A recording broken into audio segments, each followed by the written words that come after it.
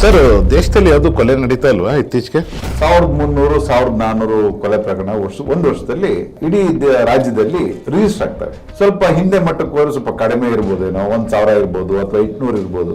ಅಲ್ಲ, ಆಮೇಲೆ ಎಷ್ಟು ಜನಕ್ಕೆ ಗೊತ್ತಿರುತ್ತೆ 1000 ಕೊಲೆ ಆಗ್ತಾ ಇದೆ ವರ್ಷಕ್ಕೆ ಅಂದ್ಬಿಟ್ಟಿಲ್ಲಿ? ಪೇಪರ್ ಅಲ್ಲಿ ಮೇನ್ ಅಲ್ಲಿ ಏನ್ ಬಂದಿರುತ್ತೆ, ಈ ರೌಡಿಗಳು ಈ ರೀತಿ ಹೊಡೆದಾಡ್ಕೊಂಡು ಈ ರೀತಿ ಕೊಲೆ ಆಯ್ತು. ಡಾಕ್ಟರ್ ಕಿರಣ್ ಅಂತ ಹೇಳ್ಬಿಟ್ಟು ದಾವಣಗೆರೆ ಎಲ್ಲ ಒಂದು ಮರ್ಡರ್ ಕೇಸ್ ಆಯ್ತಲ್ಲ, ಮಂಗಳೂರಲ್ಲಿ ಮೊನ್ನೆ ಬಸ್ ಸ್ಟ್ಯಾಂಡ್ ಅಲ್ಲಿ, ಪುಣೆ ಕೇಸ್ ಇರ್ಬೋದು, ನಮ್ಮ IG Om Prakash ರಾವ್ದು murder cases ಇರ್ಬೋದು. ಈ ಸಂಸ್ಕಾರನ ಕಲಿಸೋದು ಮನೆಯಲ್ಲ ಅಥವಾ ಸ್ಕೂಲ್? ಮನೆಯೇ ಮೊದಲ ಪಾಠ ಶಾಲೆ, ಅದು ಅವಾಗ. ತಾಯಿಯೇ ಮೊದಲ ಗುರು, ಅದು ಅವಾಗ. ಒಂದು ಭಾವನೆ ಇರುತ್ತೆ, ನಾನು ಏನೇ ಮಾಡಿದ್ರು ಏನೂ ಆಗಲ್ಲ. ನಿಮ್ಮ ಪ್ರಕಾರ ಕರ್ನಾಟಕದಲ್ಲಿ ಕ್ರೈಮ್ ರೇಟು ಇಲ್ಲಿ ತನಕ ಹಿಂದೆದೆಷ್ಟಿತ್ತು, ಎಷ್ಟು % ಜಾಸ್ತಿ ಆಗಿದೆ ಸರ್? ಸರ್, ಎವ್ರಿ ಇಯರ್ ಜಾಸ್ತಿ ಆಗ್ತಾ ಇದೆ. ಸೊ ದರ್ಶನ್ ಅವ್ರ ವಿಚಾರದಲ್ಲಿ ಇವಾಗ 14ನೇ ಆರೋಪಿ ನಾನು ನಿಜ ಹೇಳ್ತೀನಿ ಕೋರ್ಟ್ ಮುಂದೆ ಅಂತ ಹೇಳ್ತಾರೆ.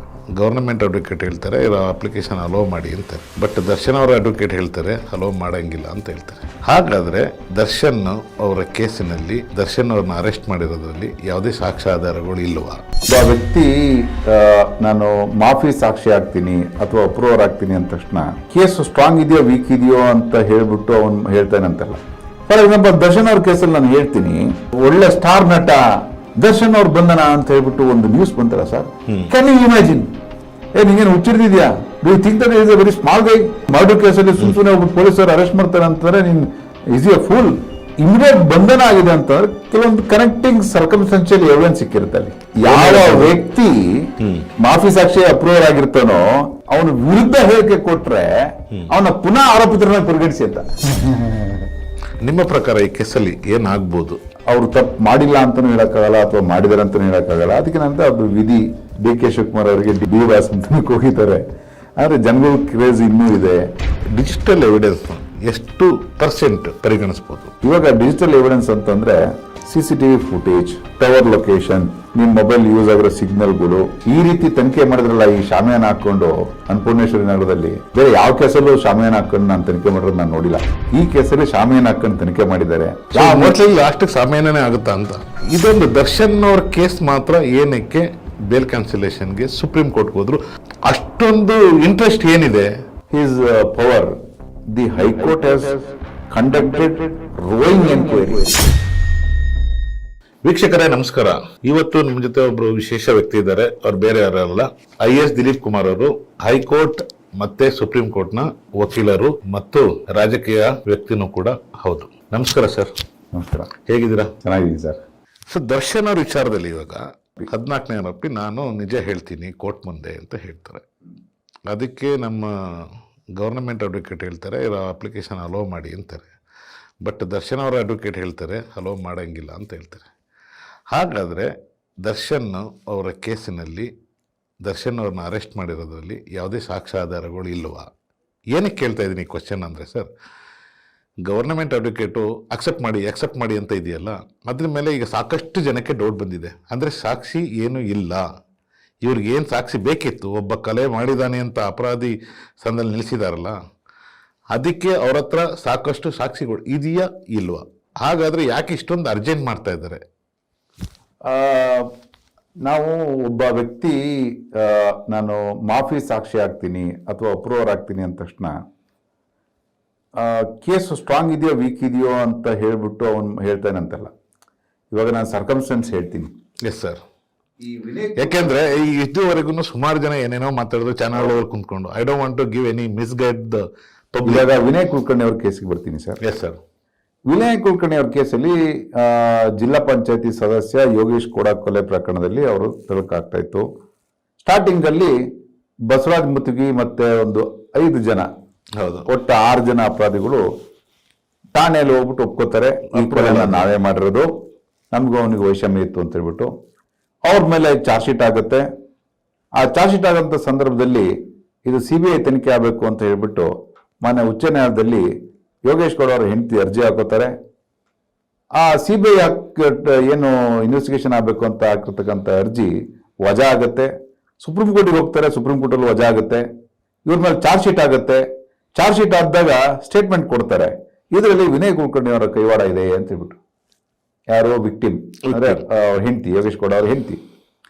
ಯಾವಾಗ ಅವ್ರ ಮೇಲೆ ಸಾಕ್ಷಿ ಬರುತ್ತೆ ಅಂದ್ರೆ ವಿನಯ್ ಕುಲಕರ್ಣಿ ಅವ್ರ ಮೇಲೆ, ಸೆಕ್ಷನ್ 319 ಕೆಳಗಡೆ ಇವ್ರನ್ನ ಯಾಕೆ ನಾನು ಇಂಪ್ಲೀಡ್ ಮಾಡಬಾರ್ದು ಅಂತ ಹೇಳ್ಬಿಟ್ಟು ಒಂದು ಅರ್ಜಿ ಹಾಕೋತಾರೆ ಪ್ರಾಸಿಕ್ಯೂಷನ್ ಅವರು, ಇವ್ರನ್ನ ಅಪರಾಧಿಯನ್ನಾಗಿ ಮಾಡಿ ಅಂತ ಹೇಳ್ಬಿಟ್ಟು. ಆ ಅರ್ಜಿ ಡಿಸ್ಮಿಸ್ ಆಗುತ್ತೆ, ಅದು ಹೈಕೋರ್ಟಿಗೆ ಬರುತ್ತೆ, ಹೈಕೋರ್ಟ್ ಡಿಸ್ಮಿಸ್ ಆಗುತ್ತೆ. ಅಂದ್ರೆ ನೀವು ಅವಾಗ ಪ್ರಭಾವ ನೋಡ್ಬೇಕು. ಒಬ್ಬ ಆಡಳಿತ ಪಕ್ಷದ ಶಾಸಕ, ಪ್ರಭಾವಿ ವ್ಯಕ್ತಿ, ಅವನಿಗೆ ನೀನು ಕೋರ್ಟಿಗೆ ಕರೆಸೋದು ಸುಮ್ಮನೆ ಯಾವುದೋ ಒಂದು ಬೇಸಿಸ್ ಮೇಲೆ, ಅಸಂಪ್ಷನ್ ಬೇಸಿಸ್ ಮೇಲೆ ಅದು ಪರ್ಮಿಸಿಬಲ್ ಇಲ್ಲ ಅಂತ ಹೇಳ್ಬಿಟ್ಟು ಕೆಲವೊಂದು ಸುಪ್ರೀಂ ಕೋರ್ಟ್ ಗೈಡ್ಲೈನ್ ಕೂಡ ಇದೆ.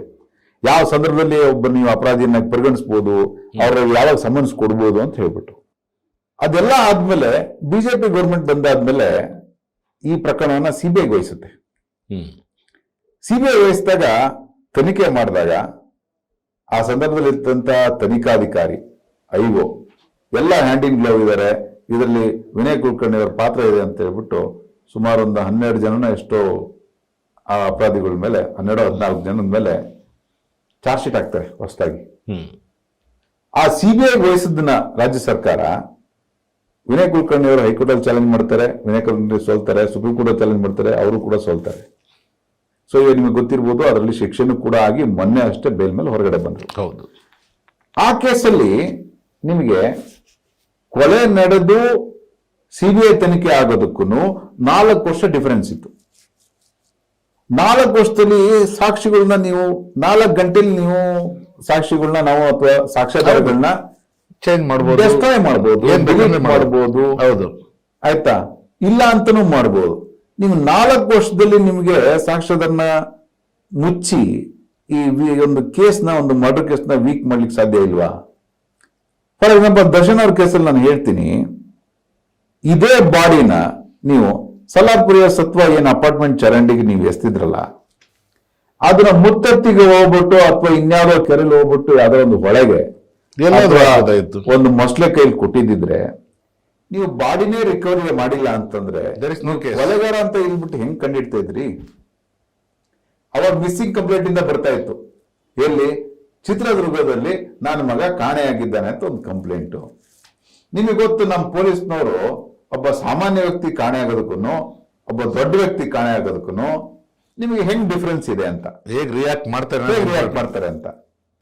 For example coffee day Siddharth ಅವರು ಸುಸೈಡ್ ಮಾಡ್ಕೊಂಡ್ರು. ಅವರು ವೆಹಿಕಲ್ ನಿಲ್ಸಿ ಡ್ರೈವರ್ನ ದೂರ ಬಿಟ್ಟು ಹಿಂಗ್ ಹೋಗಿದ್ದಾರೆ ಅಂತ ತಕ್ಷಣ ಇಡೀ ಸುದ್ದಿ ಆಯ್ತು, ಎಲ್ಲಿ ಹೋಗಿದ್ದಾರೆ ಎಲ್ಲ ಹುಡುಕಿದ್ರು. ಹೌದು, ಆಯ್ತಾ. ಸೊ ಮುಳುಗು ತೆಗೆದಿರು ಬಂದ್ರು, ಎಲ್ಲ ಬಂದ್ರು. ಕೊನೆ ಬಾಡಿ ತಾನಾಗೆ ಮೇಲ್ಗಡೆ ಬರ್ತನಕ ಹುಡ್ಕಕ್ಕಾಗ್ಲಿಲ್ಲ.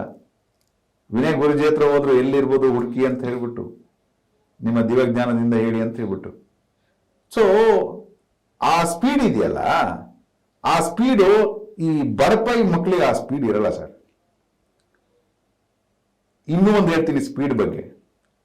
ಒಬ್ಬ ಪ್ರಭಾವಿ ರಾಜಕಾರಣಿ, ಪ್ರಭಾವಿ ವ್ಯಕ್ತಿ ಒಂದು ರೆವಿನ್ಯೂ ಡಾಕ್ಯುಮೆಂಟ್ ನ ಖಾತೆ ಮಾಡಿಸ್ಕೊಳೋದಕ್ಕೂ, ಒಂದು ಕೋಡಿ ಮಾಡಿಸ್ಕೊಳೋದಕ್ಕೂ, ಒಬ್ಬ ಸಾಮಾನ್ಯ ವ್ಯಕ್ತಿ ಒಂದು ತನ್ನ ಇದ್ರದ್ದು ಆಸ್ತಿ ಕೋಡಿ ಮಾಡಿಸ್ಕೊಳ್ಳೋಂಥದ್ದಕ್ಕೂ ತುಂಬಾ ಬಹಳ ವ್ಯತ್ಯಾಸ ಇದೆ. ಹೌದು, ನಾನು ಅರ್ಜಿ ಹಾಕಿ 5 ವರ್ಷ ಆದ್ರೂ ಪೋಡಿ ಆಗಲ್ಲ.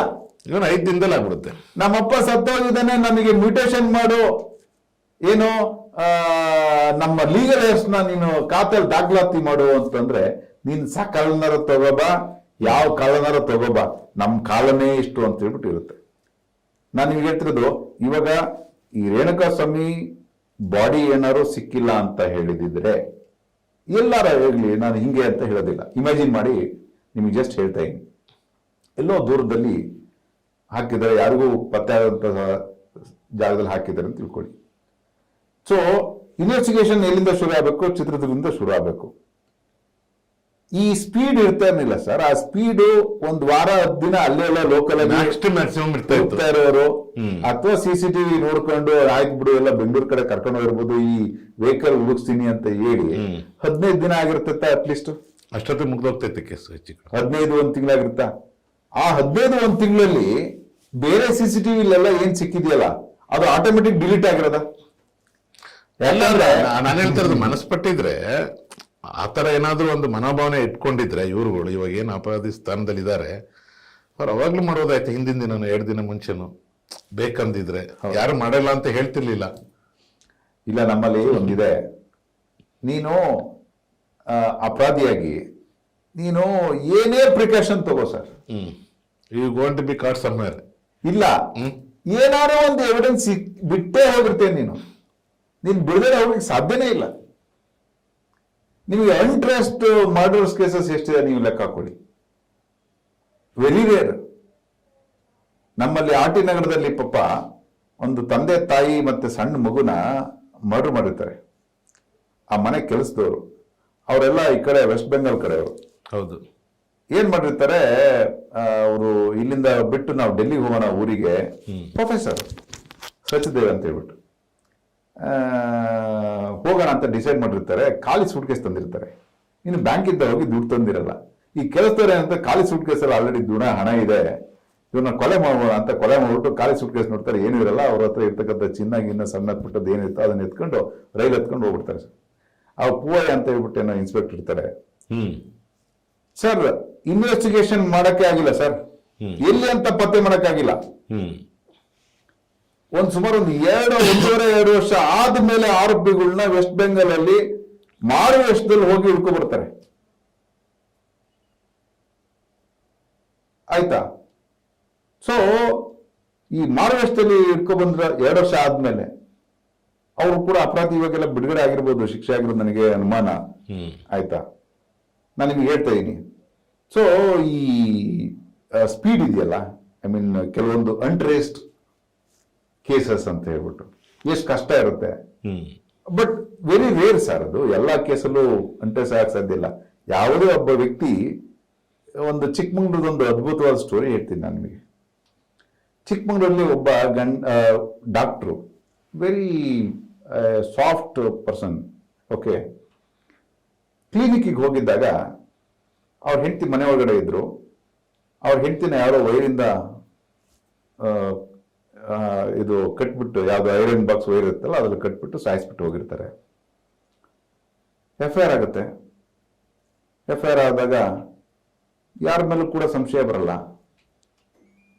ಗಂಡನ್ ಬಿಟ್ರೆ ಯಾರ ಮೇಲೂ ಕೂಡ ಸಂಶಯ ಬರಲ್ಲ, ಯಾಕೆಂದ್ರೆ ಇದ್ದಿದೆ ಗಂಡ ಅಲ್ಲ ಮನೆ. ಹೌದು. ಡಾಕ್ಟರ್ನ ಅರೆಸ್ಟ್ ಮಾಡ್ತಾರೆ ಸರ್. ಡಾಕ್ಟರ್ನ ಅರೆಸ್ಟ್ ಮಾಡಿ ನಿಮಗೆ ಚಾರ್ಜ್ ಶೀಟ್ ಹಾಕ್ತಾರೆ. ಇವನೇ ಅಪರಾಧಿ, ಹೆಂಡತಿ ಕಂಡ್ರೆ ಇಷ್ಟ ಇರಲಿಲ್ಲ ಅಂತ ಹೇಳಿ ಒಂದು ಸ್ವಲ್ಪ ಜನದ ಸ್ಟೇಟ್ಮೆಂಟ್ ಎಲ್ಲ ತಗೋಬಿಟ್ಟು ಅವ್ರನ್ನ ಜೈಲಿಗೆ ಹಾಕ್ಬಿಟ್ಟು ಬೇಲು ಕೂಡ ಸಿಕ್ಕಿರಲ್ಲ ಸರ್. ಒಂದು 6 ತಿಂಗಳಾದ್ಮೇಲೆ ಸರ್ ಶಿವಮೊಗ್ಗದಲ್ಲಿ ಯಾವುದೋ ಒಂದು ರಾಬರಿ ಕೇಸಲ್ಲಿ ಒಂದು 4 ಜನ ಆರೋಪಿಗಳು ಸಿಗ್ತಾರೆ. ಅವ್ರನ್ನ ಸಪರೇಟ್ ಆಗಿ ಕೂರಿಸ್ಕೊಂಡು ನಮ್ಮ ಪೊಲೀಸ್ ಸಿಸ್ಟಮ್ ಅಲ್ಲಿ ತನಿಖೆ ಮಾಡಿದಾಗ, ನೀವು ಎಲ್ಲೆಲ್ಲಿ ರಾಬರಿ ಮಾಡಿದ್ರೆ ಹೇಳಪ್ಪ ಅಂದಾಗ, ಈ ಚಿಕ್ಕಮಗಳೂರು ಡಾಕ್ಟರ್ ಮನೇಲಿ ಮಾಡಿದ್ವಿ ಸರ್ ಅಂತಾರೆ. ಮಾಡಿದಾಗ ಏನಾದ್ರು ಕೊಲೆ ಮಾಡಿದ್ರೆ, ಹೌದು ಸರ್ ಅಲ್ಲಿ ಇದ್ರು ಮೇಡಮ್ ಅವ್ರಿಗೆ ಯಾಕಂಡ್ ಕೊಲೆ ಮಾಡಿದ್ವಿ ಅಂತ. ಅಲ್ಲಿನ ಫಿಂಗರ್ ಪ್ರಿಂಟ್ ಚಿಕ್ಕಮಂಗ್ಳೂರ್ದು ಏನ್ ಫಿಂಗರ್ ಪ್ರಿಂಟ್ ಬ್ಯೂರೋ ಅವ್ರು ಬಂದ್ಬಿಟ್ಟು ಅಲ್ಲಿದ್ದು ಏನೇನ್ ಫಿಂಗರ್ ತಗೊಂಡಿದ್ರಲ್ಲ, ಇವರು ಶಿವಮೊಗ್ಗದಲ್ಲಿ ಸಿಗ್ತಕ್ಕಂಥ ಅಪರಾಧಿಗಳ ಫಿಂಗರ್ ಪ್ರಿಂಟ್ ಟ್ಯಾಲಿ ಆಯ್ತು. ಅಲ್ಲ, ಈಗ ಡಾಕ್ಟರ್ನ ಅರೆಸ್ಟ್ ಮಾಡಿ FIR ಎಲ್ಲ ಹಾಕ್ಬಿಟ್ಟು ಅರೆಸ್ಟ್ ಮಾಡಿದ್ರಲ್ಲ, ಯಾವ ಆಧಾರದ ಮೇಲೆ ಮಾಡಿದ್ರು? ಈ ಫಾರೆನ್ಸಿಕ್ ಹೆಂಗಿದ್ರು ಮಾಡೇ ಮಾಡ್ತಾರೆ ಸರ್. 2 ಪ್ರಭಾವ ಇರುತ್ತೆ ಸರ್. ಒಂದು ಮರ್ಡರ್ ಆಗಿದೆ, ನೀನೊಂದು ತನಿಖೆ ಮಾಡಿ ಆರೋಪಿ ಕಂಡಿಡಿದಿಲ್ಲ ಅಂತಂದ್ರೆ ನಿನ್ನ ಸಸ್ಪೆಂಡ್ ಮಾಡ್ತೀನಿ ಅಂತ ಮೇಲಾಧಿಕಾರಿಗಳು ಇನ್ಸ್ಪೆಕ್ಟರ್ಗೆ ಹೇಳ್ತಾರೆ. ಆಯ್ತಾ? ಅಲ್ಲಿ ರಾಜಕೀಯ ಒತ್ತಡ ಬರುತ್ತೆ. ಒಬ್ಬ ಇನ್ಸ್ಪೆಕ್ಟರ್ ಏನ್ ಮಾಡ್ತಾನೆ, ಇರೋರೇ 3 ಜನ, ಇವನು ಫಿಕ್ಸ್. ಅದೇ ಸಣ್ಣ ಮಕ್ಳು ಆಟಾಡ್ತಾರಲ್ಲ ಡಾಮ್ ಡೂಮ್ ಅಂತ ಹೇಳ್ಬಿಟ್ಟು, ಯಾರು ಸಿಗ್ತಾರೋ ಅವ್ರಿಗೆ ಹಾಕ್ಬಿಡೋದು. ಹಾಕ್ಬಿಟ್ರು, ಅವನ್ ಬಚಾವ, ಇನ್ಸ್ಪೆಕ್ಟರ್ ಬಚಾವ, ಅವ್ರು ಸೇಫ್ ಅರೆಸ್ಟ್ ಮಾಡಿದೀನಿ ಸರ್ ನಾನು, ಇವರೇ ಮಾಡಿದ್ರು ಸರ್, ನೋಡಿ ಈ ತರ ಎಲ್ಲ ಪ್ರೂಫ್ ಇದೆ ಸರ್. ಅವಾಗ ಕಿಂಗು ಸಿಂಗು ಅವನೇ ಬಂದಿದ್ದು ಸರ್, ಅವನೇ ಲಾಸ್ಟ್ ವಿಸಿಟ್, ಅವನೇ ಬಂದು ಲಾಸ್ಟ್ ಇಂದ ಅವನೇ ಹೋದ್ರು, ಅದಾದ್ಮೇಲೆ ಯಾರು ಬಂದಿಲ್ಲ ಸರ್ ಅಂತ ಹೇಳ್ಬಿಟ್ಟು ಎವಿಡೆನ್ಸ್ ಸಾಕ್ಷಿ ಕ್ರಿಯೇಟ್ ಮಾಡಿ ಚಾರ್ಜ್ ಶೀಟ್ ಹಾಕಿದ್ರು. 6 ತಿಂಗಳಾದ್ಮೇಲೆ ಯಾವಾಗ ಇವರೇ ಅಂತ ಗೊತ್ತಾಯ್ತು, ಅವ್ರು ಹೇಳಿಕೆ ಕೊಟ್ರು ಆ ಕೇಸಲ್ಲಿ ನಾವು ಇದ್ರಲ್ಲಿ ತಪ್ಪು ಮಾಡಿದೀವಿ ಅಂತ ಹೇಳ್ಬಿಟ್ಟು, ರಾಜ್ಯ ಸರ್ಕಾರ ಗೊತ್ತಾಗುತ್ತೆ ಇದು ಸುಳ್ಳು ದೋಷಾರೋಪಣೆ ಪಟ್ಟಿಯನ್ನು ಒಬ್ಬ ಡಾಕ್ಟರ್ ಮೇಲೆ ಹಾಕಿದೀವಿ ಅಂತ ಹೇಳ್ಬಿಟ್ಟು ಇಮಿಡಿಯೇಟ್ ರಾಜ್ಯ ಸರ್ಕಾರ ನಿರ್ದೇಶನ ಕೊಡುತ್ತೆ, ಅವ್ರನ್ನ ಬಿಡಿ ಅಂತ ಹೇಳ್ಬಿಟ್ಟು ಇಮಿಡಿಯೇಟ್ ಅವ್ರನ್ನ ಖುಲಾಸೆ ಮಾಡ್ಬಿಟ್ಟು ಚಾರ್ಜ್ ಶೀಟ್ ನ ಕ್ಲೋಸ್ ಮಾಡ್ಬಿಟ್ಟು ಅವ್ರನ್ನ ಹೊರಗಡೆ ಬಿಟ್ಟು ಕ್ಷಮಾಪಣೆ ಕೇಳ್ತಾರೆ. ಅಲ್ಲ ಮುಗಿತಾ? ಮುಗಿದ್ ಬೇರೆ. ನಮ್ಗೆ ಯಾವುದೇ ಒಬ್ಬ ವ್ಯಕ್ತಿ ಏನಾದ್ರೂ ಒಂದು ಬಿಟ್ಟು ಹೋಗ್ತಾನೆ ಸರ್, ಹೇಗಾದ್ರೂ ಒಬ್ಬ ಸಿಗಾಕತ್ತಾನೆ. ನಾನು ಅನ್ಕೊಂಡ್ರೆ ನಾನು ತುಂಬಾ ಬುದ್ಧಿವಂತ, ನಾನು ಸಿಗಾಕಣದೇ ಇಲ್ಲ ಅಂತ ಹೇಳ್ಬಿಟ್ಟು ಅದು ನಮ್ಮ ಮೂರ್ಖತನ ಅಂತ ಹೇಳ್ಬೋದು. ಸೊ ನೆಟ್ಫ್ಲಿಕ್ಸ್, ಅಮೆಝಾನ್ ಅಲ್ಲಿ ಬರೋ ಸಿನಿಮಾಗಳು, ಕ್ರೈಮ್ ಹೌದು. ಸ್ಟೋರಿಗಳಿಗಿಂತ ಡಿಫ್ರೆಂಟ್ ಆದ್ರೆ ಆದ್ರೆ ಆದ್ರೆ ಈ ಸಾಕ್ಷಿ ಇರ್ತಾವಲ್ಲ, ಕಲೆಕ್ಷನ್ ಆಫ್ ಎವಿಡೆನ್ಸಸ್, ಎವಿಡೆನ್ಸಸ್. ಅದು ಡಿಲೇ ಆದಾಗೂ ಕೂಡ ಅದ್ರದ್ದು ಸ್ಯಾಂಟಿಟಿ ತುಂಬಾ ಕಡಿಮೆ ಆಗುತ್ತೆ, ಓಕೆ, ಅದ್ರದ್ದು ವ್ಯಾಲ್ಯೂ ತುಂಬಾ ಯಾವ ತರ ಕಡಿಮೆ. ಕಡಿಮೆ ಆಗುತ್ತೆ ಅಂತ? ಫಾರ್ ಎಕ್ಸಾಂಪಲ್, ಇವಾಗ ಹ್ಮ್ ರೇಣುಕಾ ಸ್ವಾಮಿನ ನಾವು ಕಿಡ್ನಾಪ್ ಮಾಡಿದಾರೋ ಇಲ್ವೋ ನಾನು ತನಿಖೆ ಮಾಡ್ತೀನಿ, ನಾಳೆ ಬಾ ನಾಡಿದ್ ಬಾ ಅಂತ ಹೇಳಿ ಒಂದ್ ವಾರ ಅಲ್ಲೇ ತಳ್ಳಿದ್ರೆ ಸರ್, ಇಲ್ಲಿ ಕರ್ಕೊಬಂದು CCTV ಫುಟೇಜ್ ಏನೇನು ಇರುತ್ತೆ, ಫಾರ್ ಎಕ್ಸಾಂಪಲ್ ನಿಮ್ ಟೋಲ್ ಅಲ್ಲಿ ಅವ್ರದ್ದು ಕೆಪಾಸಿಟಿ ಟು ಸ್ಟೋರೇಜ್ ಒಂದು ವಾರ 3 ದಿನ ಮಾತ್ರ ಇರುತ್ತೆ ಸರ್. ಹೌದು. ಅದು ಡಿಲೀಟ್ ಆಯ್ತು ಅಂತಂದ್ರೆ ನೀವು ಹೆಂಗೆ ಕನೆಕ್ಟ್ ಮಾಡ್ತೀರಿ? ಇಲ್ಲೂ ಕೂಡ ಡಿ ಬಾಸ್ತು ಜೀಪ್ ಆಯ್ತು, ಕಾರ್ ಆಯ್ತು, ಒಳಗಡೆ ಇದ್ರು ಅಂತ ಬಿಟ್ಟು ನೀವೆಲ್ಲ ಜೀಪ್ ಏನಕ್ಕೆ ಹೋಯ್ತು ಗ್ರಾಚಾರಕ್ಕೆ ಗೊತ್ತಿಲ್ಲ ಗೊತ್ತಿಲ್ಲ ಬಟ್ ಆ ಟೈಮ್ ಟೋಲ್ ಲೊಕೇಶನ್ ಅಲ್ಲೇ ಇತ್ತು ಅಂತ ಹೇಳ್ತೀರಿ, ಆಯ್ತಾ? ಇದೆಲ್ಲ ಅಲ್ಲಿ ಏನಾದ್ರು ಲೇಟ್ ಆಗಿದ್ರೆ ಇಲ್ಲಿ ಈ ರೀತಿ ಮೆಟೀರಿಯಲ್ ಸಿಗ್ತಾ ಇರಲಿಲ್ಲ ನಿಮ್ಗೆ. You cannot even arrest Darshan, ಯಾಕಂದ್ರೆ ಒಬ್ಬ ವ್ಯಕ್ತಿನ ಅರೆಸ್ಟ್ ಮಾಡೋದಂತ ಇದೆಯಲ್ಲ ಒಂದು ನ್ಯೂಸ್ ಕೇಳಿದಿಲ್ಲ ಇಮಿಡಿಯೇಟ್. ಹೌದು. ಸೊ ನನಗೆ ಏನಾಯ್ತು, ಯಾರೋ ಒಬ್ರು ಫೋನ್ ಎಲ್ಲ ಸುಮ್ಮನೆ ಫೇಸ್ಬುಕ್ ಇದು ಮಾಡಿದೆ, ಡಾಕ್ಟರ್ ಪುನೀತ್ ರಾಜ್ಕುಮಾರ್ ಇನ್ನಿಲ್ಲ ಅಂತ. ನನ್ನ ಮಕ್ಕಳು ಫೇಕ್ ನ್ಯೂಸ್ ಹಾಕ್ತಾರೆ, ಈ ಥರನೂ ಹಾಕ್ತಾರ, ಇಂಥವ್ರಿಗೆಲ್ಲ ಏನಾದ್ರು ಮಾಡಲೇಬೇಕು ಅಂತ. ಇಲ್ಲ ನೋಡ್ತೀನಿ repeated, you cannot even digest. Correct. ನಾನು ಅದನ್ನ ಒಬ್ಬ ಒಳ್ಳೆ ಸ್ಟಾರ್ ನಟ ಅಂದ್ರೆ ಹಲವಾರು ಕನ್ಸ್ಕೊಂಡಿರ್ತೀವಿ, ಮುಂದೆ ಯಾವ ತರ ಒಂದಿನ ಸಿಗ್ತಾರೆ, ನಾವು ಅವ್ರನ್ನ ಭೇಟಿ ಮಾಡ್ಬೇಕು ಅಂತ ಹೇಳ್ಬಿಟ್ಟು, ಅಂತ ವ್ಯಕ್ತಿ ಆಲ್ ಆಫ್ ಎ ಸಡನ್ ತೀರ್ಕೊಂಡು ಹೋದ್ರು ಅಂತಂದ್ರೆ ಅದು ವಯಸ್ಸಿಲ್ಲ ಹುಡುಗ, ಅದನ್ನ ನಮಗೆ ಡೈಜೆಸ್ಟ್ ಮಾಡ್ಕೊಳಕ್ಕಾಗಲ್ಲ. ಅದೇ ರೀತಿ ದರ್ಶನ್ ಅವ್ರು ಬಂದನ ಅಂತ ಹೇಳ್ಬಿಟ್ಟು ಒಂದು ನ್ಯೂಸ್ ಬಂತಲ್ಲ ಸರ್, ಕ್ಯಾನ್ ಯು ಇಮ್ಯಾಜಿನ್? ಯಾರನ್ನು ಇಮ್ಯಾಜಿನ್ ಇದು ಮಾಡಿರ್ಲಿಲ್ಲ, ಎಕ್ಸ್ಪೆಕ್ಟ್ ಮಾಡಿರ್ಲಿಲ್ಲ, ಸಾಧ್ಯನೇ ಇಲ್ಲ ಸರ್. ಇಲ್ಲ ಹೋಗಂತೀನಿ, ನಿಂಗೇನು ಹುಚ್ಚಿಡ್ದಿದ್ಯಾ? Do you think that is a very small guy? ಆ ಸ್ಮಾಲ್ ಪರ್ಸನ್ ವೇರ್ ದಿ ಒಂದು ಮರ್ಡರ್ ಕೇಸಲ್ಲಿ ಸುಮ್ಮನೆ ಒಬ್ಬ ಪೊಲೀಸರು ಅರೆಸ್ಟ್ ಮಾಡ್ತಾರೆ ಅಂತಂದ್ರೆ ನೀನ್ ಇಸ್ ಎ ಫೂಲ್. ಅದನ್ನ ಇಮ್ಯಾಜಿನ್ ಕೂಡ ಮಾಡಕ್ಕಾಗಲ್ಲ.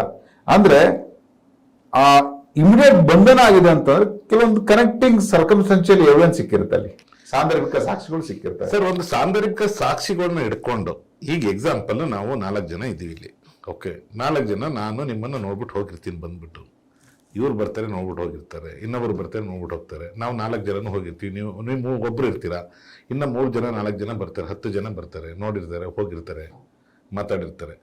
ಅದನ್ನ ನಾವು ಸಾಕ್ಷಿಯಾಗಿ ತಗೊಂತೀರಾ? ಅಪರಾಧಿಯಾಗಿ ಅಪರಾಧಿ ಮಾಡ್ಬೋದಾ? ನೀನ್ ಯಾಕೆ ನೋಡಕ್ ಬಂದೇನಂತ ಕ್ವಶನ್ ಸಿ, ನಾನು ಏನೋ ಬಿಸ್ನೆಸ್ ಮಾಡ್ತಾ ಇರ್ತೀನಿ. ಕರೆಕ್ಟ್.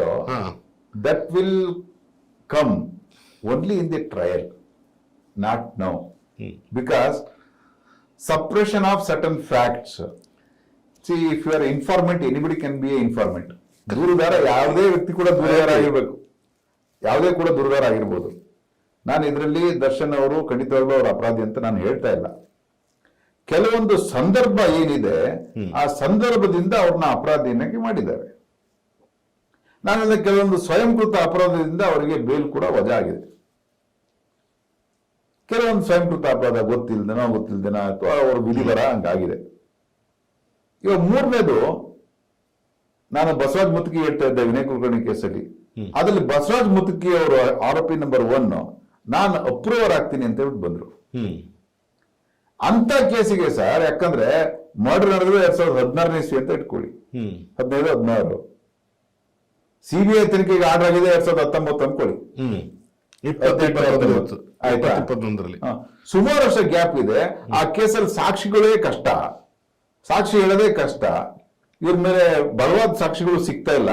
ಅಂತ ಸಂದರ್ಭದಲ್ಲಿ ಬಸವರಾಜ್ ಮುತ್ಕಿ ಅಂತ ಹೇಳ್ಬಿಟ್ಟು ನಾನು ಅಪ್ರೂವರ್ ಆಗ್ತೀನಿ, ಮಾಫಿ ಸಾಕ್ಷಿ ಆಗ್ತೀನಿ ಅಂತ ಬಂದ್ರೆ ಪ್ರಾಸಿಕ್ಯೂಷನ್ ಅವರು ಹಾರ ಹಾಕ್ಬಿಟ್ಟು ವೆಲ್ಕಮ್ ಮಾಡ್ತಾರೆ, ಪ್ಲೀಸ್ ಕಮ್, ನಮಗೆ ಯಾವುದೇ ರೀತಿ ಸಾಕ್ಷಿ ಇಲ್ಲ, ನೀನೊಬ್ಬ ಆರೋಪಿತನಾಗಿ ನೀನ್ ಸಾಕ್ಷಿ ಹೇಳ್ತೀನಿ, ನಾನು ಕ್ಷಮಿಸಿ ಅಂತ ಬಂದಿದೆಯಲ್ಲ, ನನಗೆ ಬಲವಾದ ಸಾಕ್ಷಿ ಸಿಕ್ತಂಗೆ, ಒಂದು 10 ಜನ ಇಂಡಿಪೆಂಡೆಂಟ್ ಸಾಕ್ಷಿಗಳು ಸಿಕ್ತಂಗೆ ಅಂತ ಹೇಳ್ಬಿಟ್ಟು ಫೀಲಿಂಗ್ ಬರುತ್ತೆ, ಆಯ್ತಾ? ಅಂದ್ರೆ ಪ್ರಾಸಿಕ್ಯೂಷನ್ಗೆ ತುಂಬಾ ಖುಷಿ ಆಗುತ್ತೆ. ಅದೇ 4,000 ಪುಟ ನೀವು ಚಾರ್ಜ್ ಶೀಟ್ ಹಾಕ್ಬಿಟ್ಟು 250 ಜನ ಸಾಕ್ಷಿಗಳನ್ನ ಮಾಡ್ಬಿಟ್ಟು 14ನೇ ಆರೋಪಿ ಪ್ರದೋಷ್ ಅಂತ ಹೇಳ್ಬಿಟ್ಟು ಮಾಫಿ ನಾನು ಇದರಲ್ಲಿ ಅಪ್ರೂವರ್ ಆಗ್ತೀನಿ, ನಂದು ಸಾಕ್ಷಿ ವಿಚಾರಣೆ ಮಾಡಿ ಅಂತ ಅರ್ಜಿ ಹಾಕಿದ್ರೆ ಪ್ರಾಸಿಕ್ಯೂಷನ್ ಅವರು ಸಂತೋಷ ಯಾಕೆ ಪಡ್ಬೇಕು? ಈ ಸೋ ಇಂಟ್ರೆಸ್ಟೆಡ್. ನಾನು ಎಲ್ಲ ಚಾನೆಲ್ಗಳಲ್ಲಿ ನೋಡ್ಬಿಟ್ಟು ಇಲ್ಲ ಡಿಸ್ಕಷನ್ ಅಲ್ಲಿ ನೋಡ್ಬಿಟ್ಟು ನಾನು ಪ್ರಾಸಿಕ್ಯೂಷನ್ ಅವರು ಸಂತೋಷ ಯಾಕೆ ಪಡ್ಬೇಕು? ಓ ನನಗೆ ಬಲವಾದ ಸಾಕ್ಷಿ ಸಿಕ್ತು ಅಂತನಾ? ಹಾಗಾದ್ರೆ ಈ ಅಂದ್ರೆ ಗವರ್ನಮೆಂಟ್ ತರ ಯಾವುದೇ ಅಂದ್ರೆ ಇಲ್ವಾ? ಇವಾಗಿರ್ತಕ್ಕಂಥ ಸಾಕ್ಷಿಗಳನ್ನ ಇಟ್ಕೊಂಡು ನೀವು ಪ್ರದೋಷವು ಮತ್ತೆ ಎಲ್ರಿಗೂ ಕೂಡ ನೀವು ಶಿಕ್ಷೆ ಕೊಡಿಸ್ಲಿಕ್ಕೆ ಆಗಲ್ವಾ? ಇವಾಗಿರ್ತಕ್ಕಂಥ ಸಾಕ್ಷಿಗಳು ನಿಮಗೆ ಸಾಕಾಗ್ತಾ ಇಲ್ವಾ? ಅಂದ್ರೆ ನಿಮ್ಮ ಉದ್ದೇಶ ನೀವು ದರ್ಶನ್ ಅವರಿಗೆ ನಾನು ಏನಾದ್ರು ಮಾಡಿ ಬೈ ಹುಕ್ ಆರ್ ಕ್ರೂಕ್ ಹೇಗಾದ್ರೂ ಮಾಡಿ ನಾನು ಅವರಿಗೆ ಶಿಕ್ಷೆ ಕೊಡಿಸ್ಲೇಬೇಕು ಅಂತ ಅರ್ಥನಾ? ನಿಮ್ಮ ಉದ್ದೇಶ ಪ್ರಾಸಿಕ್ಯೂಷನ್ ನಡೆಸಬೇಕು ಹೊರತು ಒಂದು ಅಪರಾಧವನ್ನ ಸಾಬೀತುಪಡಿಸಬೇಕು ಹೊರತು ಅಂದ್ರೆ ಉತ್ತಮ ಮಾರ್ಗದಿಂದ ಹೌದು. ನೀವು ದುರ್ಮಾರ್ಗವನ್ನ ಕಾಣ್ಕೋಬೋದಾ ನೀವು? ಹಾಗಾದ್ರೆ ಆರೋಪಿ ಪ್ರದೋಷ್ ಅರ್ಜಿ ಹಾಕಿದ ತಕ್ಷಣ ಇನ್ನೊಬ್ಬ ಡ್ರೈವರ್ ಅರ್ಜಿ ಹಾಕೋನ್ನ ನಾನು ಹಾಕ್ತೀನಿ ಅಂತ ಹೌದು. ಹೇಳ್ಬಿಟ್ಟು ಅಲ್ಲ, ಈಗ 5 ಜನ ಏನೋ ಆಗಿದ್ದಾರೆ ಹೆಚ್ಚು ಕಡಿಮೆ. ಇನ್ನೊಂದು ವಿಚಾರ ಬರ್ತೀನಿ. ಈಗ ಏನ್ ಟ್ರಯಲ್ ನಡೀತಾ ಇದೆ sir, day to day basis supreme court direction ಕೊಟ್ಟಿದೆ, you have to conduct this case on day to day basis ಅಂತ ಹೇಳಿ. ನೀವು ಡೇ ಟು ಡೇ ಕೇಸಸ್ ನಡೀತಿರೋದನ್ನ ನೋಡಿ ಈ ಆರೋಪಿತರಿಗೆ ಭಯ ಬಂದ್ಬಿಟ್ಟಿದ್ಯಾ, ನನಗೆ ಶಿಕ್ಷೆ ಆಗೇ ಆಗೋಗುತ್ತೆ, ಬೇರೆ ದಾರಿನೇ ಇಲ್ಲ. ಯಾಕಂದ್ರೆ ಯಾವುದೇ ಒಬ್ಬ ವ್ಯಕ್ತಿ ಕೊಲೆ ಮಾಡಿರ್ಲಿ, ಆ ಕೊಲೆಗೆ ಬೆಂಬಲಿಸಿದವನು, ಸಹಚರ, ಕಾನ್ಸ್ಪಿರಸಿ ಮಾಡಿದವನು, ಡೈರೆಕ್ಟ್ ಆಗಿ ಇಂಡೈರೆಕ್ಟ್ ಆಗಿ ಭಾಗಿಯಾದವನಿಗೂ ಕೂಡ ಸೇಮ್ ಶಿಕ್ಷೆನೆ.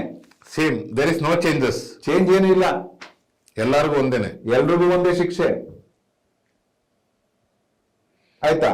ಇವನ್ ಸ್ವಲ್ಪ ಹೋಗಿ ಸುಮ್ನೆ ಜಸ್ಟ್ ಹೋಗಿ ನೋಡ್ಕೊಂಡ್ ಬಂದಿದ್ದಾನೆ ಅನ್ಬಿಟ್ಟು ಏನ್ ಕಡಿಮೆ ಕೊಡಲ್ಲ. ನೀವು ಜಸ್ಟ್ ಒಂದ್ ಏಟ್ ಹೊಡಿರಿ ಅಂದೆ ಸರ್, ಅಷ್ಟೇ. ನಾನು ಜೊತೆಲಿ ನಮ್ಮ ಬಾಸ್ ಕರೆದ್ರಲ್ವಾ, ಆಯ್ತು ಬಿಡು ಹೊಡೆಯೋಣ ಅಂತ ಹೇಳ್ಬಿಟ್ಟು ಹಂಗಂದ ತಕ್ಷಣ ನಿಂಗೇನ್ ಶಿಕ್ಷೆ ಕಡಿಮೆ ಆಗಲ್ಲ. ಏನಾದ್ರು ಡೇ ಟು ಡೇ ಸಾಕ್ಷಿ ವಿಚಾರಣೆ ನಡೀತಿದೆಯಲ್ಲ, ಅದನ್ನ ನೋಡ್ಬಿಟ್ಟು ಈ ಸಾಕ್ಷಿಗಳಿಗೆ ಅಂದ್ರೆ ಹೆದರಿಕೆ ಬಂತ, ನಮಗೆ ಭಯಭೀತರಾಗಿ ಬೇರೆ ದಾರಿನೇ ಇಲ್ಲ ಈ ಕೇಸಲ್ಲಿ ತಪ್ಪಿಸ್ಕೊಳೋದಕ್ಕೆ, ಅಟ್ಲೀಸ್ಟ್ ನನ್ ಕ್ಷಮಾಪಣೆ ಆದ್ರೆ ಅವ್ರೇನಾರು ಆಗ್ಲಿ, I'll just get relief ಅಂತ. ಅವ್ರೇನಾರು ಆಗ್ಲಿ, ನನಗೆ ರಿಲೀಫ್ ಸಿಕ್ಕಿದ್ರೆ ಸಾಕು ಅಂತ ಹೇಳ್ಬಿಟ್ಟು ಏನಾದ್ರು ದೂರಾಲೋಚನೆ ಇಟ್ಕೊಂಡ್ಬಿಟ್ಟಿದಾರ ಅಥವಾ ದುರಾಲೋಚನೆ ಇಟ್ಕೊಂಡಿದಾರ ಗೊತ್ತಿಲ್ಲ. ನಾನು ಇನ್ನೊಂದು ಚಾನಲ್ ನೋಡಿದೆ, ಇದನ್ನ ಡಿಸ್ಕಸ್ ಅಂದ್ರೆ ಅವ್ರು ಹೇಳ್ತಿದ್ದು ನಾನು ಕೇಳಿಸ್ಕೊಂಡೆ. ಯಾಕೆಂದ್ರೆ ಮೊನ್ನೆ ನಾನು ನಿಮ್ಮ ಮಾತಾಡ್ಸೋದಾದ್ಮೇಲೆ ಸುಮ್ಮನೆ ಜಸ್ಟ್ ಆ ಸ್ಕ್ರೋಲಿಂಗ್ ದ ಚಾನಲ್ಸ್. ಓಕೆ, ಅವ್ರು ಹೇಳ್ತಾ ಇದ್ರು ಅವರು ವೈಫ್ ಏನೋ ಹೋಗಿದ್ರಂತೆ, ಅಲ್ಲೇನೋ ಅವ್ರದ್ದೆಲ್ಲ ಮುಖ ಎಲ್ಲ ಕಿತ್ತೋಗ್ಬಿಟ್ಟಿತ್ತು. ಆ ಒಂದು ಸಿಟ್ಟಿನ ಮೇಲೆ ಬಂದ್ಬಿಟ್ಟು ಇವರು ಡೈಲಿ ನನಗೆ ಹೊಡಿತಾ ಇದ್ದಾರೆ ಹಾಗೆ ಹೀಗೆ. ಅಂದರೆ ಇವ್ರು ಡೈಲಿ ಹೊಡಿತಾ ಇದ್ದಾರೆ ಅನ್ನೋದು ಇವ್ರಿಗೆ ಗೊತ್ತಾಯಿತು, ಚಾನಲ್ ಅವ್ರುಗಳಿಗೆ. ಒಂದು ದೇರ್ ಇಸ್ ಎ ಸೋರ್ಸ್ ಅನ್ನೋಣ. ಓಕೆ, ಸೋರ್ಸ್ ಎಲ್ಲಿಂದ ಬಂತು ಅಂತ ನಾವು ಕೇಳೋಕ್ಕಾಗಲ್ಲ, ನಮ್ಮನ್ನು ಅವರು ಕೇಳೋಕ್ಕಾಗಲ್ಲ. ಸೊ ಇವರು ಒಂದು ಅಂದರೆ ಪಬ್ಲಿಕ್ಕಲ್ಲಿ ನಾವು ಏನೇ ಮಾತಾಡ್ಬೇಕಂದ್ರೆ ಕೆಲವೊಂದು ವಿಷಯಗಳನ್ನ ಅಂದರೆ ಪೊಲೀಸರನ್ನ ಯಾಕೆ ಇವ್ರು ಕಳ್ರ ಮಾಡಕ್ಕೆ ಹೋಗ್ತಾರೆ ಸರ್? ಅದರಲ್ಲಿ ನಾನೇ ಕೇಳ್ತಾರೆ ಏನಕ್ಕಿದ್ರೆ ಅಲ್ಲಿ ಪೊಲೀಸರು ಇರ್ತಾರೆ, ಅಷ್ಟೊಂದು ಸೆಕ್ಯೂರಿಟಿ ಇರುತ್ತೆ ಜೈಲ್ ಅಂತ ಅಂದಮೇಲೆ. ಈಗ ನಾವು ಇಲ್ಲೇ ಹೊಡೆಯೋದಕ್ಕೆ ಕಷ್ಟ ಆಗುತ್ತೆ, ಇನ್ನು ಜೈಲ್ ಅಂತ ಅಂದಾದ್ಮೇಲೆ ಅದು ಹೇಗೆ ಬಿಡ್ತಾರೆ? ನಾವು ಪಬ್ಲಿಕ್ಗೆ ಏನು ತಿಳಿಸೋದಕ್ಕೆ ಹೊರಟಿದೀವಿ ಅಂತ ನನ್ನ ಒಂದು ಕ್ವಶನ್. ಇದನ್ನೆಲ್ಲ ರೈಟಾ ರಾಂಗ ಅಂತ ತಮಗೆ ಕೇಳ್ತಾ ಇರೋದು. ಹಂಗಿಲ್ಲ, ಇವಾಗ ಲೈಫ್ ಥ್ರೆಟ್ ನಿಮ್ಗೆ ಹೊರಗಡೆ ಇದ್ರೆ ಅಂತಲ್ಲ, ಜೈಲ್ ಒಳಗಡೆದು ಕೂಡ ಲೈಫ್ ಕರೆಕ್ಟ್, ಅಗ್ರಿ. ಆಯ್ತಾ? ನಿಮಗೆ ಹೆಂಗೆಲ್ಲ ಬೇರೆ ಎಲ್ಲ ಆಯುಧಗಳು ಸಿಗ್ತವೆ ಅಲ್ಲಿ ಅಥವಾ ವಸ್ತುಗಳು ಸಿಗ್ತವೆ ಜೈಲಲ್ಲಿ, ಹಾಗೆ ಆಯುಧಗಳು ಸಿಗ್ತವೆ, ಅಥವಾ ಹಲ್ಲೆ ಮಾಡೋ ಸಾಧ್ಯತೆ ಇರುತ್ತೆ, ಅಥವಾ ಜೀವ ಹೋಗೋ ಸಾಧ್ಯತೆ ಇರುತ್ತೆ. ಕರೆಕ್ಟ್. ಸೊ ಏನಾರು ಒಬ್ಬ ನಾನು ಇವಾಗ ಅಪ್ರೂವರ್ ಆಗ್ತೀನಿ ಅಂತಂದ್ರೆ he need something to cook. ಇಲ್ಲ, ಇವಾಗ 16 ಜನ ಆರೋಪಿ ಅಂತ ಇಟ್ಕೊಳ್ಳಿ, ಹಾ, ಒಬ್ಬ ಹೇಳ್ತಾನೆ ಎಲ್ರ ಮುಂದೆ ಹೋದ್ರೆ ಆ 16 ಜನಕ್ಕೆ ಸಿಟ್ಟು ಬರಲ್ವಾ? ಇವನೊಬ್ಬ ಸಾಕ್ಷಿ ಕೊಟ್ಟಿದ್ರಿಂದ ನಾವೆಲ್ಲ ಇವನಿಂದಾಗಿ ನಾವು ಕನ್ಫರ್ಮ್ ಗ್ಯಾರಂಟಿ ಜೈಲಲ್ಲೇ ಇರ್ತೀವಿ, ಇವನ್ ಯಾಕೆ ಬಿಡ್ಬೇಕು, ಇವನ್ ಇದ್ರೆ ತಾನೆ ಅಂತ ಬಿಟ್ಟು ಸಿಟ್ಟು ಬರಲ್ವಾ? ಹೆಂಗಿರೋ ಒಂದಾಗಿತ್ತೆ ಇನ್ನೊಂದಾಗ್ಬಿಡ್ಲಿ ಅಂತ ಅವನಿಗೆ ಜೀವ ಭಯ ಬಂದೇ ಬರುತ್ತೆ. ಅವನು ಅದಕ್ಕೆ ಪೊಲೀಸ್ ಜೈಲ್ ಸೂಪರಿಂಟೆಂಡೆಂಟ್ ಹತ್ರ ಆಗ್ಲಿ ಅಥವಾ ಕೋರ್ಟ್ ಹತ್ರ ಆಗ್ಲಿ ನನ್ನ ಸಪರೇಟ್ ಬ್ಯಾರಕ್ ಇಡಿ ಸ್ವಾಮಿ, ನನಗೆ ಪೊಲೀಸ್ ಪ್ರೊಟೆಕ್ಷನ್ ಕೊಡಿ ಅಂತ ಕೇಳೋದ್ರಲ್ಲಿ ಏನ್ ತಪ್ಪಿಲ್ಲ. ಕರೆಕ್ಟ್, ಅಪ್ರೆನ್ಷನ್ ಇದ್ದೇ ಇರುತ್ತೆ. ಈ ಅಪ್ರೂವರ್ ಅಪ್ಲಿಕೇಶನ್ ಹಾಕಿದಾರಲ್ಲ, ನಾನು ಮಾಫಿ ಸಾಕ್ಷಿ ಹಾಕ್ತೀನಿ ಅಂತ ಬಿಟ್ಟು ಅವ್ರನ್ನೇನು ಪರಿಗಣಿಸ್ಬೇಕು ಅಂತ ಏನಿಲ್ಲ, ಬಟ್ ಪರಿಗಣಿಸಬೇಕು ಅಂತ ಏನಿಲ್ಲ. ಬಟ್ ನಮ್ಮ ಗವರ್ನಮೆಂಟ್ ಅಡ್ವೊಕೇಟ್ ಅಷ್ಟೊಂದು ಯಾಕೆ ಇದಾಗಿದ್ದಾರೆ ಅಂತ ನಂಗೆ ಕೇಳ್ತಾ ಇರೋದು. ಇವಾಗ ಏನಾಗುತ್ತೆ, ಸ್ಪೆಷಲ್ ಪಬ್ಲಿಕ್ ಪ್ರಾಸಿಕ್ಯೂಟರ್ ನಮ್ದೇನ್ ಅಬ್ಜೆಕ್ಷನ್ ಇಲ್ಲ, if you gives a statement as if the incident is been done ಅಂತಂದ್ರೆ ಅಂತ. ಸೊ ಅವ್ನು ಹೇಳ್ಬೇಕು, ನಾನು ಸುಳ್ಳು ಹೇಳಲ್ಲ, ನನ್ನ ಹೇಳಿಕೆಗೆ ನಾನು ಬದ್ಧವಾಗಿರ್ತೀನಿ, ನಾನು ಯಾವತ್ತೂ ಚೇಂಜ್ ಮಾಡಲ್ಲ, ನಾನು ಹೇಳೋ ಮುಂದೆ ಇವಾಗ ಈ ರೀತಿ ಹೇಳಿಕೆ ಕೊಟ್ಟು ನಾನು ಏನಾದ್ರು ಮತ್ತೆ ಸಾಕ್ಷಿ ಕೊಡೋ ಟೈಮಲ್ಲಿ ನನ್ನ ಹೇಳಿಕೆ ಚೇಂಜ್ ಮಾಡಿದ್ರೆ ನೀವು ನನ್ನ ವಿರುದ್ಧ ಕ್ರಮ ಕೈಗೊಳ್ಬಹುದು ಅಂತ ಹೇಳ್ಬಿಟ್ಟು ಅವೆಲ್ಲ ಇರ್ತವೆ. ಇವಾಗ ಅರ್ಜಿ ಹಾಕಿದ ತಕ್ಷಣ ನಾನು ನನ್ನ ಮಾಫಿ ಸಾಕ್ಷಿಯನ್ನಾಗಿ ಮಾಡಿ ಅಪ್ರೂವಲ್ನಾಗಿ ಮಾಡಿ ಅಂತ ಹೇಳಿದ ತಕ್ಷಣ ಒಂದು ಪ್ರಾಸಿಕ್ಯೂಷನ್ ವಾದ ಕೇಳಬೇಕು, ಇಂದು ಇತರೆ ಆರೋಪಿತರ ವಾದವನ್ನ ಕೇಳಬೇಕು. ಇತರೆ ಆರೋಪಿತರ ವಾದವನ್ನ ಯಾಕೆ ಕೇಳಬೇಕು ಅಂತಂದ್ರೆ, ಯಾವ ವ್ಯಕ್ತಿ ನಾನು ಸಾಕ್ಷಿ ಕೊಡ್ತೀನಿ ಅಂತ ಹೇಳ್ತೇನೆ ಆ ವ್ಯಕ್ತಿ ಸಾಕ್ಷಿ ಕೊಡಕ್ ಹೋಗ್ತಿರೋದು ಬೇರೆ ಆರೋಪಿತರ ವಿರುದ್ಧ. ಬೇರೆ ಆರೋಪಿತರ ವಿರುದ್ಧ ಸಾಕ್ಷಿ ಕೊಡ್ತಿರೋದ್ರಿಂದ ಇದರಲ್ಲಿ ಬೇರೆ ಆರೋಪಿತರ ಅವರ ವಾದವನ್ನು ಕೇಳಲಿಕ್ಕೆ ಕೂಡ ಮಾನ್ಯ ಅವರಿಗೆ ವಾದವನ್ನು ಮಾಡಬಹುದು, ಮಾನ್ಯ ನ್ಯಾಯಾಲಯ ಅವರ ವಾದವನ್ನು ಕೂಡ ಕೇಳಬೇಕು. Okay, what is the procedure basically? Sir, any person, ಯಾರು ಎನಿ ಅಕ್ಯೂಸ್ಡ್,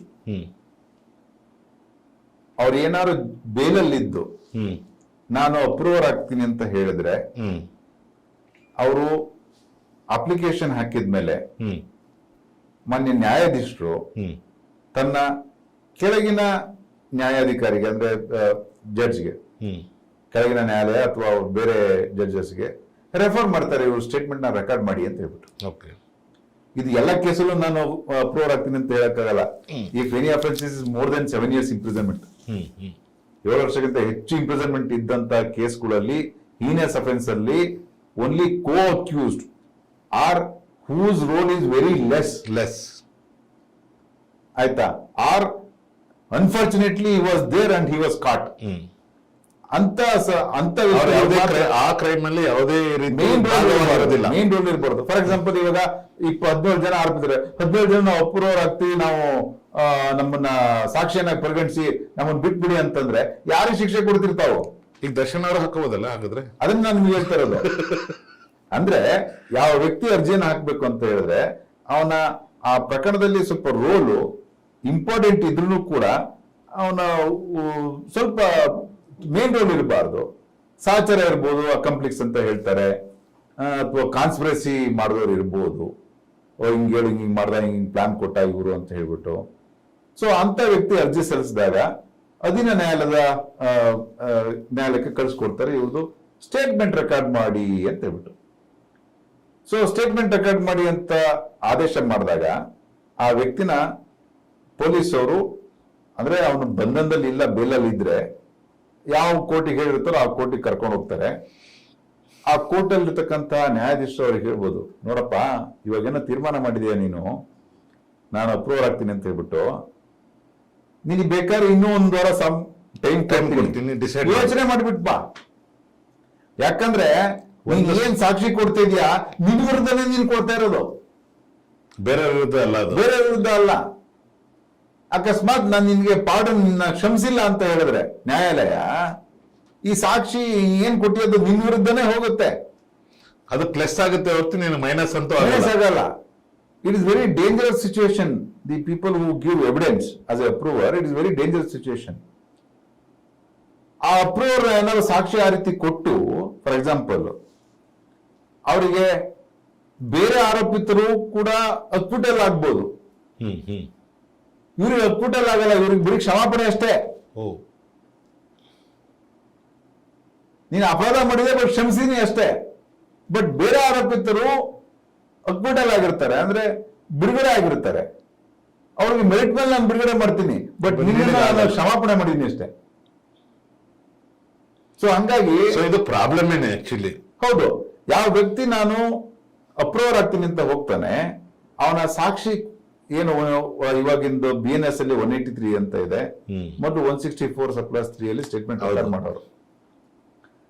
ಅವನು ಏನು ಅಂದ್ರೆ ಸಾಕ್ಷಿ ಕೊಡ್ತಾನೆ, ಅಂದ್ರೆ ಒಂದು ಹೇಳಿಕೆ ಕೊಡ್ತಾನೆ, ಪ್ರಮಾಣ ಮಾಡಿ ವಿಟ್ನೆಸ್ ಬಾಕ್ಸ್ ಅಲ್ಲಿ ನಿಂತ್ಬಿಟ್ಟು ಅವನು ಏನ್ ಹೇಳಿಕೆ ಕೊಡ್ತಾನೆ ಅದು ಎವಿಡೆನ್ಸ್ ಇದ್ದ ಹಾಗೆ ರೆಕಾರ್ಡ್ ಕೂಡ ಮಾಡ್ತಾರೆ. ರೆಕಾರ್ಡ್ ಮಾಡ್ತಾರೆ ವಿಟ್ನೆಸ್ ಬಾಕ್ಸ್ ಅಲ್ಲಿ ಎಲ್ಲರನ್ನೂ ಅವ್ರಿಗೆ ಹೇಳಿ, ನೋಡಪ್ಪ ನೀನು ಇದ್ರಲ್ಲಿ ಅಪ್ರೂವರ್ ಆಗ್ಬಿಟ್ಟು ನೀನ್ ಹೇಳಿಕೆ ಕೊಡ್ತಾ ಇದೀಯಾ, ಸೊ ನೀನ್ ಏನ್ ಹೇಳಿಕೆ ಕೊಡ್ತಾ ಇದೀಯಾ, ನಿನ್ಗೆ ಯಾರಾದ್ರೂ ಒತ್ತಡ ಇದೆಯಾ, ಯಾರಾದ್ರೂ ಹೇಳಿದ್ರ, ನಿನ್ಗೆ ಕೋಯರ್ಷನ್ ಇದೆಯಾ ಅಥವಾ ವಾಲಂಟರಿ ಕೊಡ್ತಾ ಇದೆಯಾ ಅಂತೆಲ್ಲ ಕೇಳ್ಬಿಟ್ಟು, after satisfaction by the honourable court that they will record the statement of the approver. Approver statement record ಮಾಡ್ಬಿಟ್ಟು ಯಾವ ಕೋರ್ಟಿಂದ ರೆಫರೆನ್ಸ್ ಬಂದಿರುತ್ತೆ ಆ ಕೋರ್ಟಿಗೆ ಕಳಿಸ್ತಾರೆ. ಅವಾಗ ಏನಾಗುತ್ತೆ, ಈ ಅಪ್ರೂವರ್ ಆಗ್ತೀನಿ ಅಂತ ಹೇಳಿ ಹೋಗಿರ್ತಾನಲ್ಲ ಇಲ್ಲಿ ಪ್ರಾಸಿಕ್ಯೂಷನ್ ಅವರು ಒಂದು ಸ್ಟೋರಿ ನರೇಟ್ ಮಾಡ್ಬಿಟ್ಟು ಅವನ್ನ ಕರೆಕ್ಟ್ ಮಾಡಿರ್ತಾರೆ. ಇಂಥ ವ್ಯಕ್ತಿ ಅಂತ ಜಾಗಕ್ಕೆ ಹೋಗಿ ಅವನ ಕಣ್ಣೆದುರುಗಡೆ ಇನ್ಸಿಡೆಂಟ್ ಎಲ್ಲ ಆಗಿ ಈ ಬಾಡಿ ತೆಗೆದ್ಬಿಟ್ಟು ಎಸಿಯೋ ಅಂತ ಹೇಳ್ಬಿಟ್ಟು ಅವನಿಗೆ ಸ್ವಲ್ಪ ದುಡ್ಡು ಕೊಟ್ಬಿಟ್ಟು ಆ ಬಾಡಿನ ಅವ್ನು ತಗೊಂಡೋಗಿ ಬೇರೆ ಕಡೆ ಎಲ್ಲ ಹಾಕಿ ಇತ್ತವರಿಗೆಲ್ಲ ದುಡ್ಡು ಕೊಟ್ಟು ಅವನೇ ವಾಲಂಟಿಯರ್ಗೆ ಒಂದು 4 ಜನ ರೆಡಿ ಮಾಡಿ ಒಪ್ಕೊಳ್ಳಿ ಸ್ಟೇಷನ್ ಮುಂದೆ ಅಂತೆಲ್ಲ ಸೆಟ್ ಮಾಡಿರ್ತಕ್ಕಂಥ ಏನೇನು ಅಪ್ರೂವಲ್ ಆಗಿ ಇದೆಯಲ್ಲ, ಅದೇ ರೀತಿ ಅವನೇನಾರ ಸಾಕ್ಷಿ ಹೇಳಿದ್ರೆ ಆ ಸಾಕ್ಷಿ ಪ್ರಾಸಿಕ್ಯೂಷನ್ಗೆ ಅನುಕೂಲ ಆಗಿದ್ರೆ ಅವನಿಗೆ ಕ್ಷಮದಾನ ಕೊಡ್ಬೋದು. ಆಯ್ತಾ, ಅದು ನ್ಯಾಯಾಲಯ ಆದೇಶ ಮಾಡಬೇಕು, ಹೌದಪ್ಪ ನಿನ್ನ ಸಾಕ್ಷಿಯನ್ನ ಪರಿಗಣಿಸ್ತೀನಿ, ಇದರಲ್ಲಿ ಪಾರ್ಡನ್ ಮಾಡ್ತೀನಿ, ನೀನು ಪ್ರಾಸಿಕ್ಯೂಷನ್ ಬರೋಗಿ ಸಾಕ್ಷಿ ಕೊಡಬೇಕು ಅಂತ ಹೇಳಿ ತನಿಖಾಧಿಕಾರಿ ಆಮೇಲೆ ಅಡಿಷನಲ್ ಚಾರ್ಜ್ ಶೀಟ್ ಹಾಕ್ಬೇಕು, supplementary charge sheet. So additional ಈಗ ಚಾರ್ಜ್ ಶೀಟ್ ಸಪ್ಲಿಮೆಂಟರಿ ಹಾಕದಿದ್ರೆ ಮತ್ತೆ ಮುಂದಕ್ಕೆ ಹೋಗುತ್ತಲ್ಲ ಕೇಸ್ ಮುಂದೆ ಹೋಗೋದು ಬೇರೆ, ಇದು ಪ್ರೊಸೀಜರ್ ಬೇರೆ. ಏನು ಅಡಿಷನಲ್ ಚಾರ್ಜ್ ಶೀಟ್ ಅಂತಂದ್ರೆ ಏನು ಬೇರೆ ಏನು ಇನ್ಕ್ಲೂಡ್ ಇರೋಲ್ಲ. Only 1% ಅಪ್ಲಿಕೇಶನ್, ಅವ್ರದ್ದು 164 ಸ್ಟೇಟ್ಮೆಂಟು, ಮತ್ತೆ ಅವ್ರನ್ನ ಅಡಿಷನಲ್ ವಿಟ್ನೆಸ್ ಅಂತ ಹೇಳ್ಬಿಟ್ಟು ಒಂದು ಕಲಂ ಮಾಡ್ತಾರೆ ಅಷ್ಟೇ. ಆದ್ರೆ ಈ ರೂಲ್ ಏನಿದೆ ಗೊತ್ತಾ, ಯಾವ ವ್ಯಕ್ತಿ ಅಪ್ರೂವರ್ಗೆ ಒಂದು ಅರ್ಜಿ ಹಾಕ್ತಾನಲ್ವಾ, ಅವನು ಜೈಲಲ್ಲಿದ್ರೆ ಅಂದ್ರೆ ಬೇಲ್ ಸಿಗದಲ್ಲೇ ಇದ್ರೆ ಈ ಟ್ರಯಲ್ ಮುಗಿಯೋವರೆಗೂ ಒಂದು ಜೈಲಲ್ಲೇ ಇರಬೇಕು. ಬೇರೆ ಅಪರಾಧಿಗಳು ನಿಮ್ಗೆ ಬೇಲ್ ಅಪ್ಲಿಕೇಶನ್ ಹಾಕೊಂಡು in the mean time pending the trial ಹೊರಗಡೆ ಬಂದ್ರು ಕೂಡ ಈ ವ್ಯಕ್ತಿ ಹೊರಗಡೆ ಬರಕ್ಕಾಗಲ್ಲ. ಸೊ ಇವಾಗ ಯಾರು ಅಪರಾಧಿ ಯಾರು ಇದ್ದಾರೆ ಅವರು ಬೇಲ್ ಸಿಕ್ಕಿದ್ರೆ ಇವಾಗ ಜೈಲಲ್ಲಿ ಇದ್ದಾರೆ, ಅವ್ರಿಗೆ ಬೇಲ್ ಸಿಕ್ಕಿಲ್ಲ. ಹೌದು, ಹೌದಾ, ಮಾಫಿ ಅಪ್ಲಿಕೇಶನ್ ಹಾಕೊಂಡಿದ್ದಾರೆ, ಅಪ್ರೂವಲ್ ಅಪ್ಲಿಕೇಶನ್ ಹಾಕೊಂಡಿದ್ದಾರೆ. Letter if that application is allowed, ಅವರಿಗೆ ಕೋರ್ಟ್ ಬೇಲ್ ಕೊಡಲ್ಲ, ಎಲ್ಲೋದ್ರೂ ಕೊಡಲ್ಲ, ಬೇಲ್ ಇಲ್ಲ ಅವ್ರಿಗೆ. ಇಲ್ಲಿ ಟ್ರಯಲ್ ಮುಗಿಯೋವರೆಗೂ ಜೈಲಲ್ಲೇ ಇರಬೇಕು 10 ವರ್ಷ ಆದ್ರೂ. 10 ವರ್ಷ ಆದ್ರೂ ಇವರು ಬೇಲ್ ಸಿಕ್ಕಿದ್ರು ಅವ್ರ ಬೇಲ್ ಸಿಗಲ್ಲ. ಇಷ್ಟೆಲ್ಲ ಒಂದು 25 ಜನ ಸಾಕ್ಷಿ ಮಾಡಿದ್ರಲ್ಲ, ನನ್ ಮೇಲೆ ಏನು ಕೂಡ ಅಂತ ಏನ್ ಮೆಟೀರಿಯಲ್ ಎವಿಡೆನ್ಸ್ ಬಂದಿಲ್ಲ, ಕೇಸೇ ಡೌಟ್ಫುಲ್ ಇದೆ, ಮೇಜರ್ ವಿಟ್ನೆಸ್ ಎಲ್ಲ ಎಕ್ಸಾಮಿನ್ ಆಗಿದ್ದಾರೆ, ನಮಗೆ ಬೇಲ್ ಕೊಡಿ ಅಂತಂದ್ರೆ ಬೇರೆಯವ್ರಿಗೆ ಸಿಕ್ಬಿಡುತ್ತೆ. ಆದ್ರೆ ಈ ವ್ಯಕ್ತಿ ಸಿಗಂಗಿಲ್ಲ. ಯಾರು ಅಪ್ರೂವಲ್ ಹೋಗಿರ್ತಾರೆ ಅವರು ಅದು ರೂಲ್ಸ್ ಎಲ್ಲ ಹೇಳ್ಬಿಡುತ್ತೆ 307 ಅಲ್ಲಿ CRPC. ಅವನು if is in custody should be in custody till disposal of the trial. So ನಿನ್ನೆಲ್ಲ ನೀನೇ ತೋಡ್ಕೊಂಡಂಗಿದ್ದು. ಹೌದು, ನಿನ್ನ ಸಾವಿಗೆ ನಿನ್ನ ಕಾರಣ ಅಂದಂಗಿದ್ದು. ಹೌದು. ಸೊ ನಾನೇನ್ ಹೇಳ್ತೇನೆ, ಇವಾಗ ಅಪ್ರೂವರ್ ಆಗೋದು ಇಸ್ ನಾಟ್ ಸೋ ಈಸಿ. ಐದರ್ ಅವರಿಗೆ ಯಾರಾದ್ರೂ ಹೆದರ್ಸಿರ್ಬೋದು, ಲಾಯರ್ಗಳು ಅಥವಾ ಅವರ ಅಡ್ವೈಸರ್ಸ್ಗಳು ಅಥವಾ ಫ್ಯಾಮಿಲಿ ಮೆಂಬರ್ಸ್, ನೋಡಪ್ಪ ನಿನ್ ಜೀವನ ನೀನ್ ನೋಡ್ಕೋ, ಅಪ್ರೂವರ್ ಆಗ್ಬಿಡು, ಈ ಕೇಸಲ್ಲಿ ಮೋಸ್ಟ್ಲಿ ಏನೋ ಕನ್ವಿಷನ್ ಆಗೋ ತರ ಇದೆ, ಅವ್ರು ಏನಾರ ಆಗ್ಲಿ ಅಟ್ಲೀಸ್ಟ್ ನೀನು ಹೊರಗಡೆ ಬರ್ತೀಯಾ, ನಿಂದಿನ್ನೂ ಜೀವನ ಇದೆ ಅಂತ ಹೇಳ್ಬಿಟ್ಟು ನಿನ್ಗೆ ಚಾನ್ಸ್ ಇದೆ ಅಪ್ರೂವರ್ ಆಗಕ್ಕೆ ಅಂತ ಹೇಳ್ಬಿಟ್ಟು. ಇಲ್ಲ indirectly the police in order to improve the witness the sanctity more strong. ಯಾಕಂದ್ರೆ ಇವಾಗ ಒಂದು 22 ಜನ 23 ಜನ ಆಗಿದ್ದಾರೆ ಅಂತ ತಿಳ್ಕೊಳ್ಳಿ, ಯಾಕೋ ನಂಗೆ ಕಾಂಕ್ರೀಟ್ ಆಗಿ ಸಿಗ್ತಾ ಇಲ್ಲ, ಈ ಕೇಸ್ ಸಿಗ್ಬೇಕಿತ್ತು, ಏನು ಸಿಗ್ತಾ ಇಲ್ಲ ಅಂತ ಏನಾದ್ರು ಮಾಡಿ ನನ್ನ ಪ್ರಾಸಿಕ್ಯೂಷನ್ ನಾನು ಸ್ಟ್ರಾಂಗ್ ಮಾಡ್ಬೇಕು. ಅದಕ್ಕೆ ವೈಶ್ವ ಯಾಕೆ ಇವ್ರ ಮನೆ ನಾನು ಪ್ಲೇ ಕಾರ್ಡ್ ಮಾಡಬಾರ್ದು ಅಂತ ಹೇಳ್ಬಿಟ್ಟು ಕೋಯಷನ್ ಹಾಕಿರ್ಬಾರ್ದು, ಅಂಡು ಇನ್ಫ್ಲೂಯೆನ್ಸ್ ಹಾಕಿರ್ಬಾರ್ದು, ಇಲ್ಲಿಗಲ್ ಥ್ರೆಟ್ ಹಾಕಿರ್ಬಾರ್ದು. ಇಲ್ಲ ಈ ಕೇಸಲ್ಲಿ ನೀನು ಒಳಗಡೆ ಹೋಗ್ತೀನಿ, ನೀನು ಅಪ್ರೂವರ್ ಆಗ್ಬಿಡು ಅಂತ ಹೇಳ್ಬಿಟ್ಟು. ಇದೇ ರೀತಿ ಸುಮ್ಮನೆ ಇದು ಎದುರಿಸೋದು ಒಂದು ಭಾಗ, ಹೆದರ್ಸದಂತಲ್ಲ, ಅಲ್ಲಲ್ಲ ನಾನು ಹೇಳ್ತಾ ಇರೋದು ಒಬ್ಬ ಆರೋಪಿಯನ್ನ ದುರುಪಯೋಗ ಪಡಿಸ್ಕೊಳೋದು ಪ್ರಾಸಿಕ್ಯೂಷನ್. ನಾನು ಇದರಲ್ಲಿ ದುರುಪಯೋಗ ಪಡಿಸ್ಕೊತೀರ ಅಂತ ನಾನು ಹೇಳ್ತಾ ಇಲ್ಲ, ಸಂದರ್ಭ ಹೇಳ್ತೇನೆ. ಹಲವಾರು ಕೇಸಲ್ಲಿ ನಾನು ನೋಡಿದೀನಿ, ಎಲ್ಲಿ ಕೇಸಲ್ಲಿ ಈ CBI ಕೇಸಸ್ಗಳಲ್ಲಿ, ಲೋಕಾಯುಕ್ತ ಕೇಸಸ್ಗಳಲ್ಲಿ ಯಾರಾದ್ರೂ ಒಬ್ಬ ಅಸಿಸ್ಟೆಂಟ್ ಹಣ ತಗೊಂಡಿರ್ತಾರಲ್ಲ, ಮೈನ್ ಬಾಸು ಅಥವಾ ಆಫೀಸರ್ಸು ಹಣ ತಗೊಂಡಿರಲ್ಲ, ಅಂತ ಟೈಮಲ್ಲಿ ನಿನ್ ಬಾಸ್ ಮೇಲೆ ಎವಿಡೆನ್ಸ್ ಏನೂ ಇಲ್ಲ, ನೀನ್ ಜೈಲಿಗೆ ಹೋಗಿ ಪ್ರಯತ್ನ, ನೀನ್ ಬರೀ ದಫೇದಾರ ಅಥವಾ PON, ನೀನ್ ಅಪ್ರೂವರ್ ಆಗ್ಬಿಡು. ಹೌದು ನಾನು ಹಣ ತಗೊಂಡೆ, ನಮ್ಮ ಬಾಸ್ ಹೇಳಿದ್ರು ಅದಕ್ಕೆ ನಾನು ಹಣ ತಗೊಂಡೆ, ದಯವಿಟ್ಟು ನಂಗೆ ಕ್ಷಮಿಸಿ, ನಾನು ಬಿಟ್ಬಿಡಿ, ನಂಗೆ ಕ್ಷಮಾಪಣೆ ಕೊಡಿ ಅಂತ ಹೇಳ್ಬಿಟ್ಟು. ಸೊ ಆ ರೀತಿ ಸ್ಟ್ರಾಂಗ್ ಮಾಡ್ತಾರೆ ಕೇಸಸ್ನ. ಬಲವಾದ ಅಧಿಕಾರಿಗಳನ್ನ ಕೂಡ ಹಲವಾರು ಕೇಸಲ್ಲಿ ಸಿಗಾಕ್ಸಿರೋದು ಕೂಡ ಉಂಟು. ಅಂತ ಸಂದರ್ಭದಲ್ಲಿ ಆ ಸಾಕ್ಷಿ ವಿಚಾರಣೆ ಬಂದಾಗ ಏನ್ ಹೇಳ್ತಾರೆ, ಏನೇನು ಎವಿಡೆನ್ಸ್ ಕೊಟ್ಟಿರ್ತಾರೆ ಮ್ಯಾಜಿಸ್ಟ್ರೇಟ್ ಮುಂದೆ, ಅದನ್ನ ಹೇಳ್ತಾರೆ. ಕ್ರಾಸಿಗೆ ಬಂದಾಗ ಇವೆಲ್ಲ ಎವಿಡೆನ್ಸ್ ಕೊಡು ಅಂತ ಹೇಳ್ಬಿಟ್ಟು ನಿನ್ಗೆ ಯಾರಪ್ಪ ಹೇಳಿದ್ದು, ನಿಂಗೆ ಪ್ರೆಸರ್ ಮಾಡಿದ್ದು, ನಂಗೆ CBIನವ್ರು ಮಾಡಿದ್ರು, ಲೋಕಾಯುಕ್ತವ್ರು ಈ ತರ ಹೇಳೋ ಅಂತ ಹೇಳ್ಕೊಟ್ರು. So there is a 2 option according to you ಅಂತ ಹೇಳ್ತಾರೆ. ನಿಂಗೆ ಎದುರಿಸಿದ್ರಾ? ಹೌದು, ನಂಗೆ ಎದುರಿಸಿದ್ರು ಅಂತಾರೆ. ನಿಂಗೆ ಭಯ ಬಂದ್ಬಿಟ್ಟು ಈ ತರ ಸ್ಟೇಟ್ಮೆಂಟ್ ಕೊಟ್ಟ? ಹೌದು ಅಂತಾರೆ. ನೀನೇನೋ ಓದ್ದಲ್ಲ ಸೈನ್ ಮಾಡ್ದ? ಹೌದು ಅಂತಾರೆ. ಸೊ ಇವಾಗ ಹೇಳಿ, ಇವನು ಸುಳ್ಳು ಸಾಕ್ಷಿ ಕೊಟ್ನ, ನಿಜ ಸಾಕ್ಷಿ ಕೊಟ್ನ ಅಂತ? ನಮ್ಮ ಸೆಕ್ಷನ್ 308 ಆಫ್ CRPC ಒಂದು ಪ್ರಾವಿಷನ್ ಇದೆ. ಯಾವ ವ್ಯಕ್ತಿ ಮಾಫಿ ಸಾಕ್ಷಿ ಅಪ್ರೂವರ್ ಆಗಿರ್ತಾನೋ ಅವನ ವಿರುದ್ಧ ಹೇಳಿಕೆ ಕೊಟ್ರೆ ಅವನ ಪುನಃ ಆರೋಪಿತರನ್ನ ಪರಿಗಣಿಸಿ ಅಂತ. ಅವನಿಗೆ ವಾಪಸ್ ಅಕ್ಯೂಸ್ ಮಾಡಿ ಅಂತ ಹೇಳ್ಬಿಟ್ಟು. ಇಂಥ ಸಂದರ್ಭದಲ್ಲಿ they have to be careful. ನೀವು ವಾಪಸ್ ಅವನ್ನ ಅಕ್ಯೂಸ್ಡ್ ಆಗಿ ಮಾಡ್ತೀರಾ? ಹೌದು. ಇಲ್ಲ, ಅವನ್ ಸತ್ಯನೇ ಹೇಳಿದ್ದಾನೆ, ನನಗೆ ಪ್ರೆಸರ್ ಇತ್ತು ಅದಕ್ಕೆ ನಾನು ಅಪ್ರೂವರ್ ಆದೆ. ಇವಾಗ ನೀವು ಕೇಳ್ತೀರಿ, ನಾನು ಸತ್ಯ ಹೇಳ್ತೀನಿ, according to me it is a truth. ನಾಳೆ ಪ್ರದೇಶ್ ಬಂದ್ಬಿಟ್ಟು ವಿಟ್ನೆಸ್ ಬಾಕ್ಸ್ ಅಲ್ಲಿ ನನಗೆ ಮನೆಯವ್ರ ಕಡೆಯಿಂದ ಬಲವಾದ ಒತ್ತಡ ಬಂತು, ತುಂಬಾ ಹೆದರ್ಸಿದ್ರು, ನೀನು ಈ ರೀತಿ ಹೇಳಿದ್ರೆ ನೀನ್ ಮಾತ್ರ ಬಚಾವಾಗ್ತೀಯ ಅಂತ ಹೇಳಿದ್ರು, ಅದಕ್ಕೋಸ್ಕರ ನಾನು ಸ್ಟೇಟ್ಮೆಂಟ್ ಕೊಟ್ಟೆ, ನಂಗೇನು ದಿಕ್ಕೆ ತೋಚ್ನಿಲ್ಲ ಅಂತ ಅನ್ಸಿದ್ರೆ ಹೇಳಿದ್ರೆ ನಿಮ್ದು ಪ್ರಾಸಿಕ್ಯೂಷನ್ ಕೇಸ್ ಏನಾಯ್ತು ಸರ್? ಡಮಾರ್ ಅಲ್ವಾ? ಸೊ ನಾನು ಇದು ಪ್ರಾಸಿಕ್ಯೂಷನ್ ಅವರ ಆಟನ, ಡಿಫೆನ್ಸ್ ಅವರ ಆಟನ, ಅಥವಾ ಪ್ರದೋಷ್ ಅವರು ವಾಲಂಟರಿ ಆಗಿ ಅರ್ಜಿ ಹಾಕಿ ಅಥವಾ ಈ ತರ ಮಾಡ್ತೀರ, ನಾನು ಯಾವುದು ಕೂಡ ಇಮ್ಯಾಜಿನ್ ಮಾಡಕ್ ಆಗಲ್ಲ. ಇದನ್ನ ಸತ್ಯಾನುಸತ್ಯ ಅಪರಾಧ ಸಾಬೀತಾಗುತ್ತೋ ಇಲ್ವೋ ಮಾನ್ಯ ನ್ಯಾಯಾಲಯದ ದೃಷ್ಟಿಗೆ ವಿವೇಚನೆಗೆ ಬಿಟ್ಟಂಥದ್ದು. ಸಾಕ್ಷಿಗಳನ್ನ ದಾಖಲಾತಿಗಳನ್ನ ಪರಿಶೀಲಿಸಿ ಅವರಿಗೆ ಸೂಕ್ತವಾದ ನಿರ್ಧಾರವನ್ನ ಕೊನೆ ಕೈಗೊಳ್ತಾರೆ. ನಿಮ್ಮ ಪ್ರಕಾರ ಈ ಕೇಸಲ್ಲಿ ಏನಾಗ್ಬೋದು ಸರ್? ಈ ನಿಮ್ಮ ನಾನು ಏನೇ ಹೇಳಿದ್ರು ಮಾನ್ಯ ನ್ಯಾಯಾಲಯದಲ್ಲಿ ಪೆಂಡಿಂಗ್ ಇರೋದ್ರಿಂದ ಅದು ಕಂಟೆಂಪ್ಟ್ ಆಗತ್ತೆ. ನಾನು ಒಂದು ಅಪ್ರೂವರ್ ಬಗ್ಗೆ ಏನು ಕಾನೂನಿದೆ ಅಂತ ಹೇಳ್ಬಿಟ್ಟು ಹೇಳ್ಬೋದು. ಅವರು ತಪ್ಪು ಮಾಡಿಲ್ಲ ಅಂತಲೂ ಹೇಳೋಕ್ಕಾಗಲ್ಲ, ಅಥವಾ ಮಾಡಿದಾರೆ ಅಂತಲೂ ಹೇಳೋಕ್ಕಾಗಲ್ಲ. ಅದಕ್ಕೆ ನಂತರ ಅದು ವಿಧಿ ಅವ್ರ ಹಣೆಯಲ್ಲಿ ಬರೆದಿತ್ತು, ಈ ರೀತಿ ನೀನು ಸರ್ವಾಸ ಅನುಭವಿಸ್ಬೇಕು ಅಂತ ಹೇಳ್ಬಿಟ್ಟು ಇದೆಯಾ. ಇವಾಗ ಎಷ್ಟೋ ಜನ ಮೊನ್ನೆ ರಾಮನಗರದಲ್ಲಿ ಒಂದು ಫಂಕ್ಷನ್ ಇದ್ದಾಗ DK ಶಿವಕುಮಾರ್ ಅವರಿಗೆ DK ಬಾಸ್ ಅಂತ ಕೂಗಿದ್ದಾರೆ, ಡಿ ಬಾಸ್ ಅಂತ ಕೂಗಿದ್ದಾರೆ. ಆದ್ರೆ ಜನಗಳ ಕ್ರೇಜ್ ಇನ್ನೂ ಇದೆ. ನಿಮಗೆ ಎಷ್ಟೋ ಜನ ಎಕ್ಸ್ಪೆಕ್ಟ್ ಮಾಡ್ಬೋದು, ಇಲ್ಲ ಇವನು ತಪ್ಪು ಮಾಡಿದಾನೆ ಶಿಕ್ಷೆ ಆಗ್ಲಿ ಅಂತ ಹೇಳ್ಬಿಟ್ಟು, ಬಟ್ ಅಮಾಯಕ ಜೀವನ ತೆಗೆದ್ಬಿಟ್ಟಿದ್ದಾನೆ ಅಂತ ಹೇಳ್ಬಿಟ್ಟು. ಎಷ್ಟೋ ಜನ ಹೇಳ್ತಾರೆ ಏನೇ ಇರ್ಲಿ ಅವನೊಬ್ಬ ಆಯ್ತು, ಇಷ್ಟು ವರ್ಷ ಶಿಕ್ಷೆ ಆಗಿದೆ, ಅಟ್ಲೀಸ್ಟ್ ಮುಂದೆ ಒಳ್ಳೇದಾಗ್ಬೋದು, ಒಬ್ಬ ಒಳ್ಳೆ ನಟನಾಗಿದ್ದ, ಅವನಿಂದ 1000 ಜನ ಇನ್ಸ್ಪೈರ್ ಆಗಿದ್ದಾರೆ, ಸೊ ಒಳ್ಳೇದಾಗ್ಲಿ ಅಥವಾ ಹೊರಗಡೆ ಬರಲಿ. ಯಾಕಂದ್ರೆ ನಿಮ್ಗೆ 1,000 1,500 ಏನ್ ಮರ್ಡರ್ ಕೇಸಸ್ ಅಂತ ನಾವು ಹೇಳಿದ್ವಿ ಅಲ್ಲ, ವರ್ಷಕ್ಕೊಂದು 2,000 ಪ್ರಕರಣ, ಒಂದು 100 ಕೇಸ್ ಬಿಟ್ಟರೆ ಇನ್ನೆಲ್ಲ ಕೇಸಲ್ಲಿ ಎಲ್ಲ ಖುಲಾಸನೆ ಆಗ್ತಾರೆ. ಕರೆಕ್ಟ್. ನಮ್ಗೆ CCTV ಫುಟೇಜ್ ಇರ್ಬೋದು ಸರ್, CCTV ಫುಟೇಜ್ ಇರ್ಬೋದು, ಆಯ್ತಾ, ಎವಿಡೆನ್ಸ್ ಇರ್ಬೋದು, ಅವನೇ ತಗೊಂಡು CCTV ನೋಡಿದ್ರೆ ಅವನೇ ಕರೆದಾಕಿರ್ತಾನೆ. ಅಂತ ಕೇಸಲ್ಲಿ ವಿಟ್ನೆಸ್ಗಳು ಬಂದ್ಬಿಟ್ಟು ಹಾಸ್ಟೆಲ್ ಆಗಿರ್ತಾರೆ, ಆಯ್ತಾ. ಸೊ ನಿಮ್ಗೆ ಎಂತ ಸಾಕ್ಷಿಗಳು ಇದ್ರೂ ಕೂಡ ಹಾಸ್ಟೆಲ್ ಆಗಿರೋದ್ರಿಂದ ಅವನು ಹೊರಗಡೆ ಬಂದೇ ಬರ್ತಾನೆ. ನಿಮ್ಗೆ 1000 ಜನ ಆರೋಪಿತರುಗಳು, ನಿಜವಾದ ರೌಡಿಗಳು, ನಿಜವಾದ ಕೊಲೆಗಾರರು, ಹ್ಯಾಬಿಚುವಲ್ ಅಫೆಂಡರ್ಸ್ ಕೂಡ ಹೊರಗಡೆ ಬರ್ತಾ ಇದ್ದಾರೆ. ಆಗತ್ತೆ ನೀವು ಹೊರಗಡೆ ಬನ್ನಿ ಅಂತಲ್ಲ, ನೀವು ನಿಮ್ಮ ಡಿಫೆನ್ಸ್ ನ ಎತ್ತಿ ಹಿಡಿದು ನ್ಯಾಯಯುತವಾಗಿ ಹೊರಗಡೆ ಬನ್ನಿ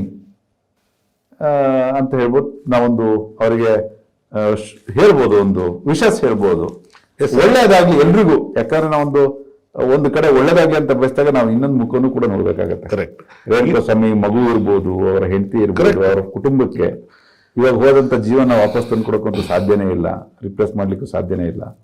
ಆ ಕುಟುಂಬದವರು ಕೂಡ ನ್ಯಾಯವನ್ನ ಬಯಸ್ತಾರೆ, ಅವರಿಗೂ ನ್ಯಾಯ ಸಿಗ್ಲಿ, ಇವರಿಗೂ ನ್ಯಾಯ ಸಿಗ್ಲಿ, ಸೊ ಎಲ್ರಿಗೂ ಒಳ್ಳೇದಾಗ್ಲಿ ಅಂತ ಹೇಳ್ಬಿಟ್ಟು ನಾವು ಹೇಳ್ಬೋದು. ಸರ್, ಇನ್ನೊಂದು ಡಿಜಿಟಲ್ ಎವಿಡೆನ್ಸ್ ಎಷ್ಟು % ಪರಿಗಣಿಸ್ಬೋದು ಸರ್? ಮೊದಲೆಲ್ಲ ನಿಮಗೆ ಡಿಜಿಟಲ್ ಎವಿಡೆನ್ಸ್ ಏನು ಇರಲಿಲ್ಲ ಸರ್. ಏನ್ ಟವರ್ ಲೊಕೇಶನ್ ಒಂದು ಮ್ಯಾಕ್ಸಿಮಮ್ ನೋಡ್ತಾ ಇದ್ರು, ಅಥವಾ ಕಾಲ್ ಲಾಕ್ಸ್ ಮಾತ್ರ ನೋಡ್ತಾ ಇದ್ರು. ಇವಾಗ ಡಿಜಿಟಲ್ ಎವಿಡೆನ್ಸ್ ಅಂತಂದ್ರೆ ನಿಮಗೆ CCTV ಫುಟೇಜ್, ಆಯ್ತಾ, ಟವರ್ ಲೊಕೇಶನ್, ನಿಮ್ಮ ಮೊಬೈಲ್ ಯೂಸ್ ಆಗಿರೋ ಸಿಗ್ನಲ್ಗಳು ಯಾವ ಲೊಕೇಶನ್ ಇಂದ ಆಗಿದೆ, ಆಮೇಲೆ ಆ ಲೊಕೇಶನ್ಗೆ ಹೋದಂಥ ಸಂದರ್ಭದಲ್ಲಿ ನಿಮ್ದು ಫುಟ್ ಪ್ರಿಂಟ್ ಇರ್ಬೋದು. ಈ ಕೇಸಲ್ಲಿ ಈ ದರ್ಶನ್ ಅವ್ರದ್ದು ಶೂಸ್ ಕೆಳಗಡೆ ಇದ್ದಂಥ ಮಣ್ಣು, ಆ ಸ್ಥಳದಲ್ಲಿದ್ದಂಥ ಮಣ್ಣನ್ನು ಎರಡನ್ನೂ ಕೂಡ FSL ಕಳಿಸಿದ್ದಾರೆ. ಆ ಎರಡನ್ನೂ ಕೂಡ FSL ಇಂದ ಒಬ್ಬನೇ ಸರ್ ಸೇಮ್ ಮಣ್ಣಿದೆ, ಹಂಗಾಗಿ ಅವ್ರು ಅಲ್ಲಿಗೆ ಹೋಗಿದ್ರು ಅಂತ ಹೇಳ್ಬಿಟ್ಟು. ಯಾಕೆ ಆಮೇಲೆ ತೊಗೊಂಡೋಗ್ಬಿಟ್ಟು ಮಣ್ಣು ಮೆತ್ಬಿಟ್ಟು ಅದನ್ನು ಮಾಜರ್ ಮಾಡೋಕ್ಕಾಗಲ್ವಾ? ಮಾಡ್ಬೋದು. ಈ ರೀತಿ ತನಿಖೆ ಮಾಡಿದ್ರಲ್ಲ ಈ ಶಾಮಿಯಾನ ಹಾಕೊಂಡು ಅನ್ನಪೂರ್ಣೇಶ್ವರಿ ನಗರದಲ್ಲಿ. ಬೇರೆ ಯಾವ ಕೇಸಲ್ಲೂ ಶಾಮಿಯಾನ ಹಾಕೊಂಡು ನಾನು ತನಿಖೆ ಮಾಡಿರೋದು ನಾನು ನೋಡಿಲ್ಲ. ಶಾಮಿಯಾನ ಮೋಸ್ಟ್ಲಿ ಪೊಲೀಸ್ ಸ್ಟೇಷನ್ ಹಾಕೇ ಇಲ್ಲ ಇದುವರೆಗೂ. ಮದುವೆ ಮನೆಗೆ ಹಾಕ್ತಿದ್ರು, ಇಲ್ಲ ಮದುವೆ ಮನೇಲಿ ಇರ್ತಿತ್ತು, ಇಲ್ಲ ತಿಥಿ ಮನೇಲಿ ಇರ್ತಿತ್ತು. ಹೌದು. ಇಲ್ಲ ಯಾವ್ದಾದ್ರು ಬೇರೆ ಪ್ರೋಗ್ರಾಮ್ಗಳಿರ್ತಿತ್ತು ರಾಜಕೀಯವಾಗಿ. ಯಾವ ಕೇಸಿನ ತನಿಖೆಯಲ್ಲೂ ಶಾಮಿಯಾನ ಹಾಕೊಂಡು ತನಿಖೆ ಮಾಡಿದ್ ನಾನು ನೋಡಿಲ್ಲ. ಈ ಕೇಸಲ್ಲಿ ಶಾಮಿಯಾನ ಹಾಕೊಂಡು ತನಿಖೆ ಮಾಡಿದ್ದಾರೆ. ಮೋಸ್ಟ್ಲಿ ಲಾಸ್ಟಿಗೆ ಶಾಮಿಯಾನನೇ ಆಗುತ್ತಾ ಅಂತ. ಸೊ ಹಂಗಾಗಿ ನಾನು ಯಾಕಂದ್ರೆ ನಮ್ಮ ಕರ್ನಾಟಕ ಪೊಲೀಸ್ ಇದರಲ್ಲ, ಅದು ನಾವು ಹೆಮ್ಮೆ ಅಂತಾನೆ ಹೇಳ್ಬೋದು ಸರ್. ಯಾಕಂದ್ರೆ I have seen many honest police officers. ಎಲ್ಲರೂ ಕೂಡ ಹಾನೆಸ್ಟೇ ಸರ್, ಎಲ್ಲರೂ ಕೂಡ ಒಳ್ಳೇದು ಮಾಡಬೇಕು ಅಂತಾನೆ ಇರ್ತಾರೆ. ಈ ರಾಜಕಾರಣಿಗಳ ಹಸ್ತಕ್ಷೇಪ ಇಲ್ಲ ಅಂತಂದ್ರೆ ಕೂಡ ಎಲ್ಲ ವ್ಯಕ್ತಿಗಳು ಕೂಡ ಆರಾಮಾಗಿ ಅವ್ರದ್ದು ಏನಿದೆಯೋ ಅವ್ರ ಕೆಲಸನ ಮಾಡ್ತಾರೆ. ಇವಾಗ ಈ ಸಂದರ್ಭ ಏನಾಗಿದೆ, ನಂಗೆ ಒಂದು ಠಾಣೆಗೆ ಹೋಗ್ಬೇಕಂದ್ರೆ 1 ಕೋಟಿ 1.5 ಕೋಟಿ ಕೊಡೋಂಥ ಪರಿಸ್ಥಿತಿ ಬಂದಿದೆ.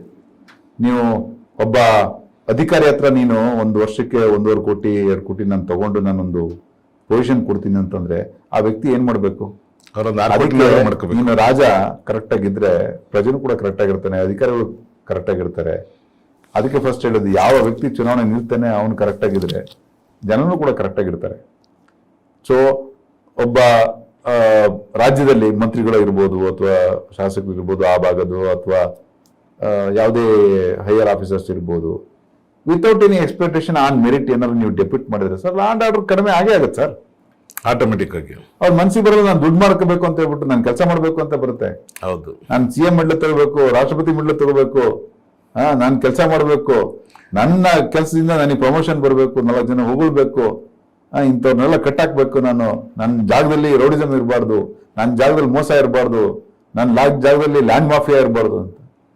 ಇವಾಗಿನ ಸ್ಟೇಷನ್ ಇವಾಗ ನೋಡಿ, ಕೆಲವೊಂದು ರೂರಲ್ ಸೈಡ್ ಬರೀ land mafia, Bengaluru rural especially.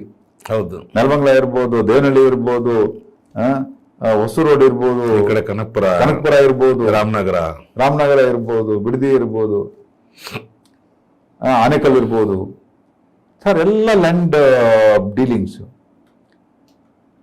ಏನಕ್ಕೆ ಲ್ಯಾಂಡ್ ಡೀಲಿಂಗ್ಸು? ಹಿಂಗೆ ಒಂದೊಂದು ಪೋಸ್ಟ್ಗೂ ನಾನು ಹಣ ಅಂತ ಕೊಟ್ಕೊಂಡು ನಾನು ದುಡ್ಡು ಮಾಡಬೇಕು ಅಂತ ಒಬ್ಬ ವ್ಯಕ್ತಿ ಮನಸ್ಸು ಬಂದರೆ ನಿನಗೆ ನ್ಯಾಯ ಕೊಡಲಿಕ್ಕೆ, ನ್ಯಾಯದಾನ ಮಾಡಲಿಕ್ಕೆ ಜನಗಳಿಗೆ ಭಾಳ ಕಷ್ಟ. ಹಾಗಾಗಿ ಇವಾಗಿನ ಸಂದರ್ಭದಲ್ಲಿ ರೈತರು, ಸಾಮಾನ್ಯ ಜನಗಳು, ಸಾಮಾನ್ಯ ನಾಗರಿಕರು, ಪೊಲೀಸ್ ಸ್ಟೇಷನ್ ಆಗಿರ್ಬೋದು, ರೆವಿನ್ಯೂ ಡಿಪಾರ್ಟ್ಮೆಂಟ್ ಆಗಿರ್ಬೋದು, ಸಬ್ ರಿಜಿಸ್ಟರ್ ಆಫೀಸ್ ಇರ್ಬೋದು, ಅರಣ್ಯ ಇಲಾಖೆ ಇರ್ಬೋದು, ಎಲ್ಲ ಇಲಾಖೆಯಲ್ಲಿ ಬರೀ ಬಲಿಷ್ಠವಂತರುಗಳಿಗೆ ಮಾತ್ರ ಇದು ಕಾಲ ಆಗಿದೆ. ಇದನ್ನೆಲ್ಲ ನಾವು ಹೋಗಾಡಿಸ್ಬೇಕು ಅಂತ ಹೇಳಿದ್ರೆ ಮೊದಲು ನಾನು ಒಳ್ಳೆಯವನಾಗಬೇಕು, ಆಮೇಲೆ ಸಮಾಜ ಪರಿವರ್ತನೆ ಮಾಡಲಿಕ್ಕೆ ಪ್ರಯತ್ನ ಮಾಡಬೇಕು. ಸೊ ಮುಂದೊಂದು ದಿನ ನಮ್ಮ ಕನಸಿನ ರಾಮರಾಜ್ಯ ಆಗಲಿ ಅಂತ ಹೇಳ್ಬಿಟ್ಟು ಬಯಸೋಣ sir. Yes sir, thank you. ಇನ್ನೊಂದು ನಿಮಿಷ ಸರ್, ಇದುವರೆಗೂ ಸುಪ್ರೀಂ ಕೋರ್ಟ್ಗೆ ಬೇಲ್ ಕ್ಯಾನ್ಸಲೇಷನ್ಗಾಗಲಿ ಬೇರೆ ಬೇರೆ ವಿಚಾರಕ್ಕಾಗಲಿ ಎಷ್ಟು ಕೇಸ್ ಹೋಗಿದೆ? ಅಂದರೆ ದರ್ಶನ್ ಅವ್ರ ಕೇಸ್ನ ಇಟ್ಕೊಂಡು ಹೇಳ್ತಾ ಇರೋದು. ಒಂದು ನಿಮಿಷ ಇರಲೇ, ಇದನ್ನು ನಾವು ಮಾತಾಡೋದಕ್ಕಿಂತ ಫಸ್ಟ್ ಹಾಕ್ರಿ, ಅದಾದಮೇಲೆ ಕಂಟಿನ್ಯೂ ಮಾಡಿ ಸರ್. ಇದುವರೆಗೂ ದರ್ಶನ್ ಕೇಸ್ ಅವ್ರು ಬಿಟ್ಟರೆ ಈಗ ಸುಮಾರು ಕೇಸ್ಗಳು ನೋಡಿದ್ದೀರಾ, ರಾಜಕೀಯ ವ್ಯಕ್ತಿಗಳದ್ದು ಮರ್ಡರ್ ಕೇಸ್ ಆಗಲಿ ಬೇರೆ ಬೇರೆ ಕೇಸ್ಗಳೆಲ್ಲ ಕನ್ವಿಕ್ಟ್ ಆಗಿ ಇದಾಗಿದ್ದು. ಸೊ ಅದನ್ನು ಬಿಟ್ಟರೆ ಇದೊಂದು ದರ್ಶನ್ ಅವ್ರ ಕೇಸ್ ಮಾತ್ರ ಏನಕ್ಕೆ ಬೇಲ್ ಕ್ಯಾನ್ಸಲೇಷನ್ಗೆ ಸುಪ್ರೀಂ ಕೋರ್ಟ್ಗೆ ಹೋದ್ರು? ಅದು ಆ ಥರ ಅಂದರೆ ದೊಡ್ಡ ದೊಡ್ಡ ಲಾಯರ್ಗಳನ್ನ ಇಟ್ಕೊಂಡು ಅಷ್ಟೊಂದು ಇಂಟ್ರೆಸ್ಟ್ ಏನಿದೆ? ಅಂದರೆ ಯಾರು ಪ್ರಪಂಚದಲ್ಲಿ ಮಾಡಿಲ್ಲದೆ ಇರೋ ಅಪರಾಧ ಮಾಡಿಲ್ಲ ಅಂತ ಜನಗಳೊಂದು ಇದ್ದೇವೆ. ಇವಾಗಲೂ ಜನಗಳು ಹೇಳ್ತಾರೆ ದರ್ಶನ್ ಏನು ಮಾಡಿದ್ದಾನೆ, ಅವನು ಹೆಲ್ಪ್ ಮಾಡಿಲ್ವಾ, ಅವನೊಬ್ಬ ಟಾರ್ಗೆಟ್ ಮಾಡ್ತಾ ಇದ್ದಾರೆ. ಇದ್ರ ಹಿಂದೆ ಸುಮಾರು ಜನ ರಾಜಕಾರಣಿಗಳಿದ್ದಾರೆ, ಅದು ಇದು ಅಂತ ಹೇಳ್ತಾರೆ. ರಾಜಕಾರಣಿಗಳೇ ಕಳಿಸಿರೋದು ಸುಪ್ರೀಂ ಕೋರ್ಟ್ಗೆ ಹೋಗ್ಬೇಕಂತ ಅಂದ್ಬಿಟ್ಟು ಅಂತ ಹೇಳ್ತಾರೆ. ಸರ್ ನಾನು ಇದೊಂದು ಕಾಮೆಂಟ್, ಯಾಕಂದ್ರೆ it's a right of every state of the prosecution agree to file appeal in the supreme court. ನಾನು ಇದನ್ನ ಕೇಳ್ತಾ ಇರೋದು ಕೂಡ ಸೋಷಿಯಲ್ ಮೀಡಿಯಾದಲ್ಲಿ ಬಂದಿದೆ. ಏನಾಗುತ್ತೆ ನೋಡಿ, it is very highly sensitive case. ನಿಮಗೆ ಬೆಳಗ್ಗೆಯಿಂದ ಸಾಯಂಕಾಲ ಹಾಕಿದ್ರು ನಮ್ಮ ಜನ ದರ್ಶನ್ ಬಗ್ಗೆ ಅಷ್ಟೊಂದು ಇಂಟ್ರೆಸ್ಟು, ಏನಾಗುತ್ತೆ ಏನೋ ಅಂತ ಹೇಳ್ಬಿಟ್ಟು. ನಾನಂತೂ ಕೆಲವೊಂದು ಹೋಟ್ಲಿಗೆ ಹೋದಾಗ, ಸರ್ ದರ್ಶನ್ ಹೊರಗಡೆ ಬರಲ್ವಾ ಸರ್ ಅಂತ ಕೇಳ್ತಾರೆ. ಕೆಲವರು ಡೈರೆಕ್ಟರ್ಗಳು ಪ್ರೊಡ್ಯೂಸರ್ಗಳು ಏನೋ ಅಡ್ವಾನ್ಸ್ ಕೊಡ್ತೀವಿ ಅವ್ರ ಜೊತೆ ಫಿಲ್ಮ್ ಮಾಡಬೇಕಿತ್ತು ಅಂತ ಸ್ಟೋರಿ ಹಿಡ್ಕೊಂಡು ಓಡಾಡ್ತಾ ಇದ್ರಲ್ಲ, ಅವರು ಕೂಡ ನಂಗೆ ಫೋನ್ ಮಾಡಿ ಕೇಳಿದ್ದಾರೆ, ಸರ್ ನಮ್ಮ ಬಾಸ್ ಹೊರಗಡೆ ಬರಲ್ವಾ ಸರ್, ಯಾವ ಬರ್ತಾರೆ ಸರ್, ಒಂದು ಒಳ್ಳೆ ಸ್ಟೋರಿ ಇತ್ತು ಸರ್, ಅವರು ಒಪ್ಕೊಂಡಿದ್ರು ಸರ್, ಮಾಡಬೇಕಿತ್ತು ಸರ್, ಸೊ ಬಂದರೆ ಒಳ್ಳೇದಾಗತ್ತೆ ಸರ್, ನಮ್ಮ ಇಂಡಸ್ಟ್ರಿ ತುಂಬ ಕಾಯ್ತಾ ಇದೆ ಸರ್, ಇವಾಗಿನ ಸಮಯದಲ್ಲಿ ಯಾರು ಕೂಡ ಒಳ್ಳೆ ಮಟ್ಟದಲ್ಲಿ ನಮ್ಮ ಚಲನಚಿತ್ರಗಳು ಬರ್ತಾ ಇಲ್ಲ ಕನ್ನಡ ಇಂಡಸ್ಟ್ರಿಲಿ, ಸೊ ಒಳ್ಳೆ ನಾಯಕರು ಕೊರತೆ ಇದೆ, ಸೊ ಹಾಗಾಗಿ ಯಾವ ಬರ್ತಾರೆ ಸರ್ ಅಂತ ಕೇಳ್ತಾರೆ. ಒಂದು ಕನ್ಸರ್ನ್ ಅವ್ರದ್ದು ಬೇರೆ ಇರುತ್ತೆ. ಕರೆಕ್ಟ್. ಆಯ್ತಾ? ಸೊ ಈ ಕನ್ಸರ್ನ್ ಬೇರೆ. ಕೆಲವೊಬ್ರು ಲಾಭದಿಂದ ಕೇಳ್ತಾರೆ, ಕೆಲವೊಬ್ರು ಅವ್ರದ್ದು ಅಭಿಮಾನದಿಂದ ಕೇಳ್ತಾರೆ, ಅದು ಬೇರೆ. ಈ ಸುಪ್ರೀಂ ಕೋರ್ಟ್ಗೆ ಹೋಗೋದಿದೆಯಲ್ಲ, ಈ ಭಾವನೆ ಇದೆಯಲ್ಲ, ಅಂದರೆ ಹೈಲಿ ಸೆನ್ಸಿಟಿವ್ ಕೇಸ್. ಈ ಥರ ಕೇಸಲ್ಲಿ ನೀವೇನಾದ್ರು ಪ್ರಾಸಿಕ್ಯೂಷನ್ ಅವ್ರ ಅಪೀಲ್ ಹೋಗಿಲ್ಲ ಅಂದರೆ ಜನ ಏನು ಮಾತಾಡ್ತಾರೆ ಹೇಳಿ? ಜನ ಒಂದು ಭಾಗಕ್ಕೆ ಬಿಡಿ, ನೀವು ಪ್ರಿಜುಡೈಸ್ ಆಗಬೇಡಿ. ಪ್ರಾಸಿಕ್ಯೂಷನ್ ಆಗಲಿ ಅಕ್ಯೂಸ್ಡ್ ಆಗಲಿ ನೀವು ಪ್ರಿಜುಡೈಸ್. ನಾನೊಬ್ಬ ಸಾಮಾನ್ಯ ಮನುಷ್ಯ, ನೋಡಪ್ಪ ಅಂತ ಕ್ರೂರವಾಗಿ ಮಾಡ್ರಾಗಿತ್ತು, ಆಯ್ತಾ, ಅಂಥವ್ರಿಗೆ ಬೇಲ್ ಕೊಟ್ರಲ್ಲ, ಹೋಗ್ಲಿ ಅದನ್ನ ಸುಪ್ರೀಂ ಕೋರ್ಟ್ ಅಲ್ಲಿ ಹೋಗ್ಬಿಟ್ಟು ಚಾಲೆಂಜ್ ಮಾಡಬಾರ್ದ ಇವರು? ಪೊಲೀಸರೆಲ್ಲ ಡೀಲ್ ಆಗ್ಬಿಟ್ಟಿದ್ದಾರೆ. ಅದು ಜನಗಳು ಮಾತಾಡ್ತಾರೆ, ಚಾನಲ್ ಮಾಧ್ಯಮದವರು ಮಾತಾಡ್ತಾರೆ, ಎಲ್ಲರೂ ಮಾತಾಡ್ತಾರೆ. ಮೇನ್ ನಾನು ಕೇಳ್ತಾ ಇರೋದೇನಂತ ಒಂದು ಆಸ್ಪೆಕ್ಟ್. ಎರಡನೇ aspect, when there is evidence from collection of body, collection of evidence and the brutality of that murder. Sir ಏನೋ ಒಂದು ತಲೆಗೆ ಹೊಡೆದ್ಬಿಟ್ಟು ಮರ್ಡರ್ ಆಗಿದ್ರೆ ಅದು ಬೇರೆ.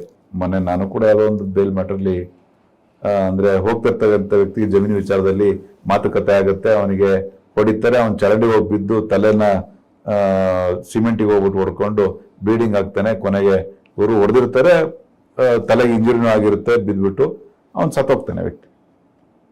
ಸೊ ಅದರಲ್ಲಿ ಫ್ಯಾಮಿಲಿ ಮೆಂಬರ್ಸ್ ಎಲ್ಲರೂ ಆರೋಪಿತರನ್ನ ಮಾಡಿರ್ತಾರೆ, ಸಿವಿಲ್ ಡಿಸ್ಪ್ಯೂಟ್ ಇರುತ್ತೆ, ಕೋರ್ಟ್ ಇರುತ್ತೆ, ಸಿವಿಲ್ ಡಿಸ್ಪ್ಯೂಟ್ ಇರೋದ್ರಿಂದ ಫ್ಯಾಮಿಲಿ ಎಲ್ಲರೂ ಮಾಡಿರ್ಬೋದು. ಹಾಗಾಗಿ ಮನೆ ಮಗಳನ್ನು ಏನೆಲ್ಲ ಚಾರ್ಜ್ ಶೀಟ್ ಹಾಕಿ ಪಾಪ ಜೈಲಿದ್ದಾರೆ, ಅವಳಿಗೆಲ್ಲ ಬೇಲ್ ಕೊಡೋಣ, ತೊಂದರೆ ಇಲ್ಲ ಅಂತ ಹೇಳಿ ಒಂದು ಲೇಡಿಗೆ ಬೇಲ್ ಕೊಡ್ತು. ಸೊ ಎಕ್ಸೆಪ್ಷನ್ಸ್ ನಾನು ನಿಮಗೆ ಹೇಳ್ತೇನೆ. ಸೊ ಇದ್ರಿರ್ಬೋದು, ಫಾಲ್ಸ್ಲಿ ಇಂಪ್ಲಿಕೇಟ್ ಮಾಡಿರ್ಬೋದು, ಪಾಪ ಅಪ್ಪ ಅಣ್ಣ ಕೊಲೆ ಮಾಡಿದ್ರೆ ಮಗಳನ್ನ ಯಾಕೆ ಸೇರಿಸ್ಬೇಕು, ಅಳಿನ ಯಾಕೆ ಸೇರಿಸ್ಬೇಕು ಅಂತ ಹೇಳ್ಬಿಟ್ಟು. ಈ ಕೇಸಲ್ಲೂ ಕೂಡ ನಿಮಗೆ ಇಷ್ಟೆಲ್ಲ ಸಾಕ್ಷಿಗಳು ಇರ್ಬೇಕಾರೆ, ಇಷ್ಟೆಲ್ಲ ಬ್ರುಟಾಲಿಟಿ ಮಾಡೋಕ್ಕಿರ್ಬೇಕಾರೆ, ನಾನು ಯಾಕೆ ಸುಪ್ರೀಂ ಕೋರ್ಟಿಗೆ ಹೋಗಿ ಇವರು ಮಾಡಿದಂಥ ತಪ್ಪುಗಳನ್ನ ಎತ್ತಿ ಹಿಡಿಬಾರ್ದು? ನಾನು ಅದನ್ನೇ ಹೇಳ್ತೀನಿ, ಸ್ವಯಂಕೃತ ಅಪರಾಧ ಅಂತ. ನಾರ್ಮಲಿ ಯಾವುದೇ ಬೇಲ್ ಆರ್ಡರ್ ಇದ್ರೆ ಅದು ಡಿಸ್ಕ್ರಿಷನರಿ ಪವರ್. ಸುಪ್ರೀಂ ಕೋರ್ಟ್ ಆಗಲಿ, ಬೇರೆ ಯಾವುದೇ ಡಿಸ್ಟ್ರಿಕ್ಟ್ ಕೋರ್ಟಲ್ಲಿ ಕೊಟ್ಟಿದ್ರೆ, ಹೈಕೋರ್ಟ್ ಆಗಲಿ, ಹೈಕೋರ್ಟಲ್ಲಿ ಕೊಟ್ಟಿದ್ರೆ ಸುಪ್ರೀಂ ಕೋರ್ಟ್ ಆಗಲಿ, ನಾರ್ಮಲಿ ಇಂಟರ್ಫಿಯರ್ ಮಾಡಲ್ಲ. ನಿಮಗೆ 100ಕ್ಕೆ 99% ಇಂಟರ್ಫಿಯರ್ ಮಾಡೋದೇ ಇಲ್ಲ ಕ್ಯಾನ್ಸಲೇಷನ್ಗೆ, ಬೇಲ್ ಕ್ಯಾನ್ಸಲೇಷನ್ಗೆ. ಎಕ್ಸೆಪ್ಷನ್ಸ್ ಷರತ್ಗಳು ಕೂಡ ಹಾಕ್ಬೋದು. ಎಕ್ಸೆಪ್ಷನ್ಸ್ ಇದೆ. ಎಕ್ಸೆಪ್ಷನ್ಸ್ ಯಾವಾಗ ಒಬ್ಬ ರೌಡಿನ ರಿಲೀಸ್ ಮಾಡಿರ್ತಾರೆ, ಅವನು ಹೋಗ್ಬಿಟ್ಟು ಇನ್ನೊಂದು ಅಟೆಂಪ್ಟ್ ಮಾಡಿ ಟ್ರೈ ಮಾಡಿರ್ತಾನೆ, ಇಲ್ಲ ಇವ್ರನ್ನ ಹೋಗ್ಬಿಟ್ಟು ಹೆದರ್ಸಿರ್ತಾನೆ, ಅವ್ರು ಹೋಗ್ಬಿಟ್ಟು ಕಂಪ್ಲೇಂಟ್ ಕೊಟ್ಟಿರ್ತಾರೆ, ಬೇಲ್ ಕಂಡೀಷನ್ಸ್ ವೈಲೇಟ್ ಮಾಡಿರ್ತಾರೆ, ಇಂಥ ಸಂದರ್ಭ ಬೇರೆ.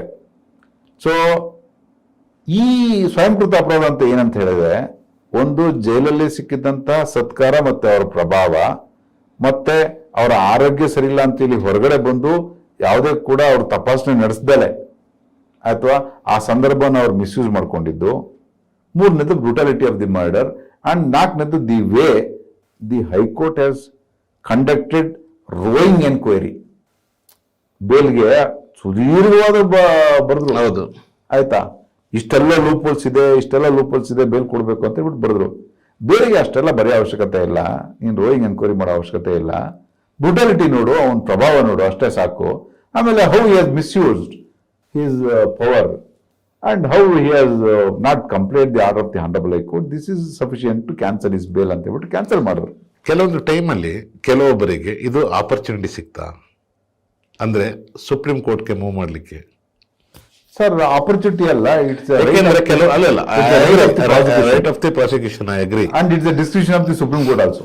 ಯಾ, ಅಗ್ರಿ. ನಾನು ಅದು ಸುಪ್ರೀಂ ಕೋರ್ಟ್ ಬಗ್ಗೆ ಆಗಿ, ನಾನು ಕೋರ್ಟ್ ಬಗ್ಗೆ ಆಗ್ಲಿ ಅದ್ರ ಬಗ್ಗೆ ಅದನ್ನ ನಾನು ಮಾತಾಡೋದಿಲ್ಲ. ನಾನು ಮಾತಾಡ್ತಿರೋದು ನಮ್ಮ ರಾಜ್ಯ ಸರ್ಕಾರದ ಬಗ್ಗೆ ಅಷ್ಟೇನೆ.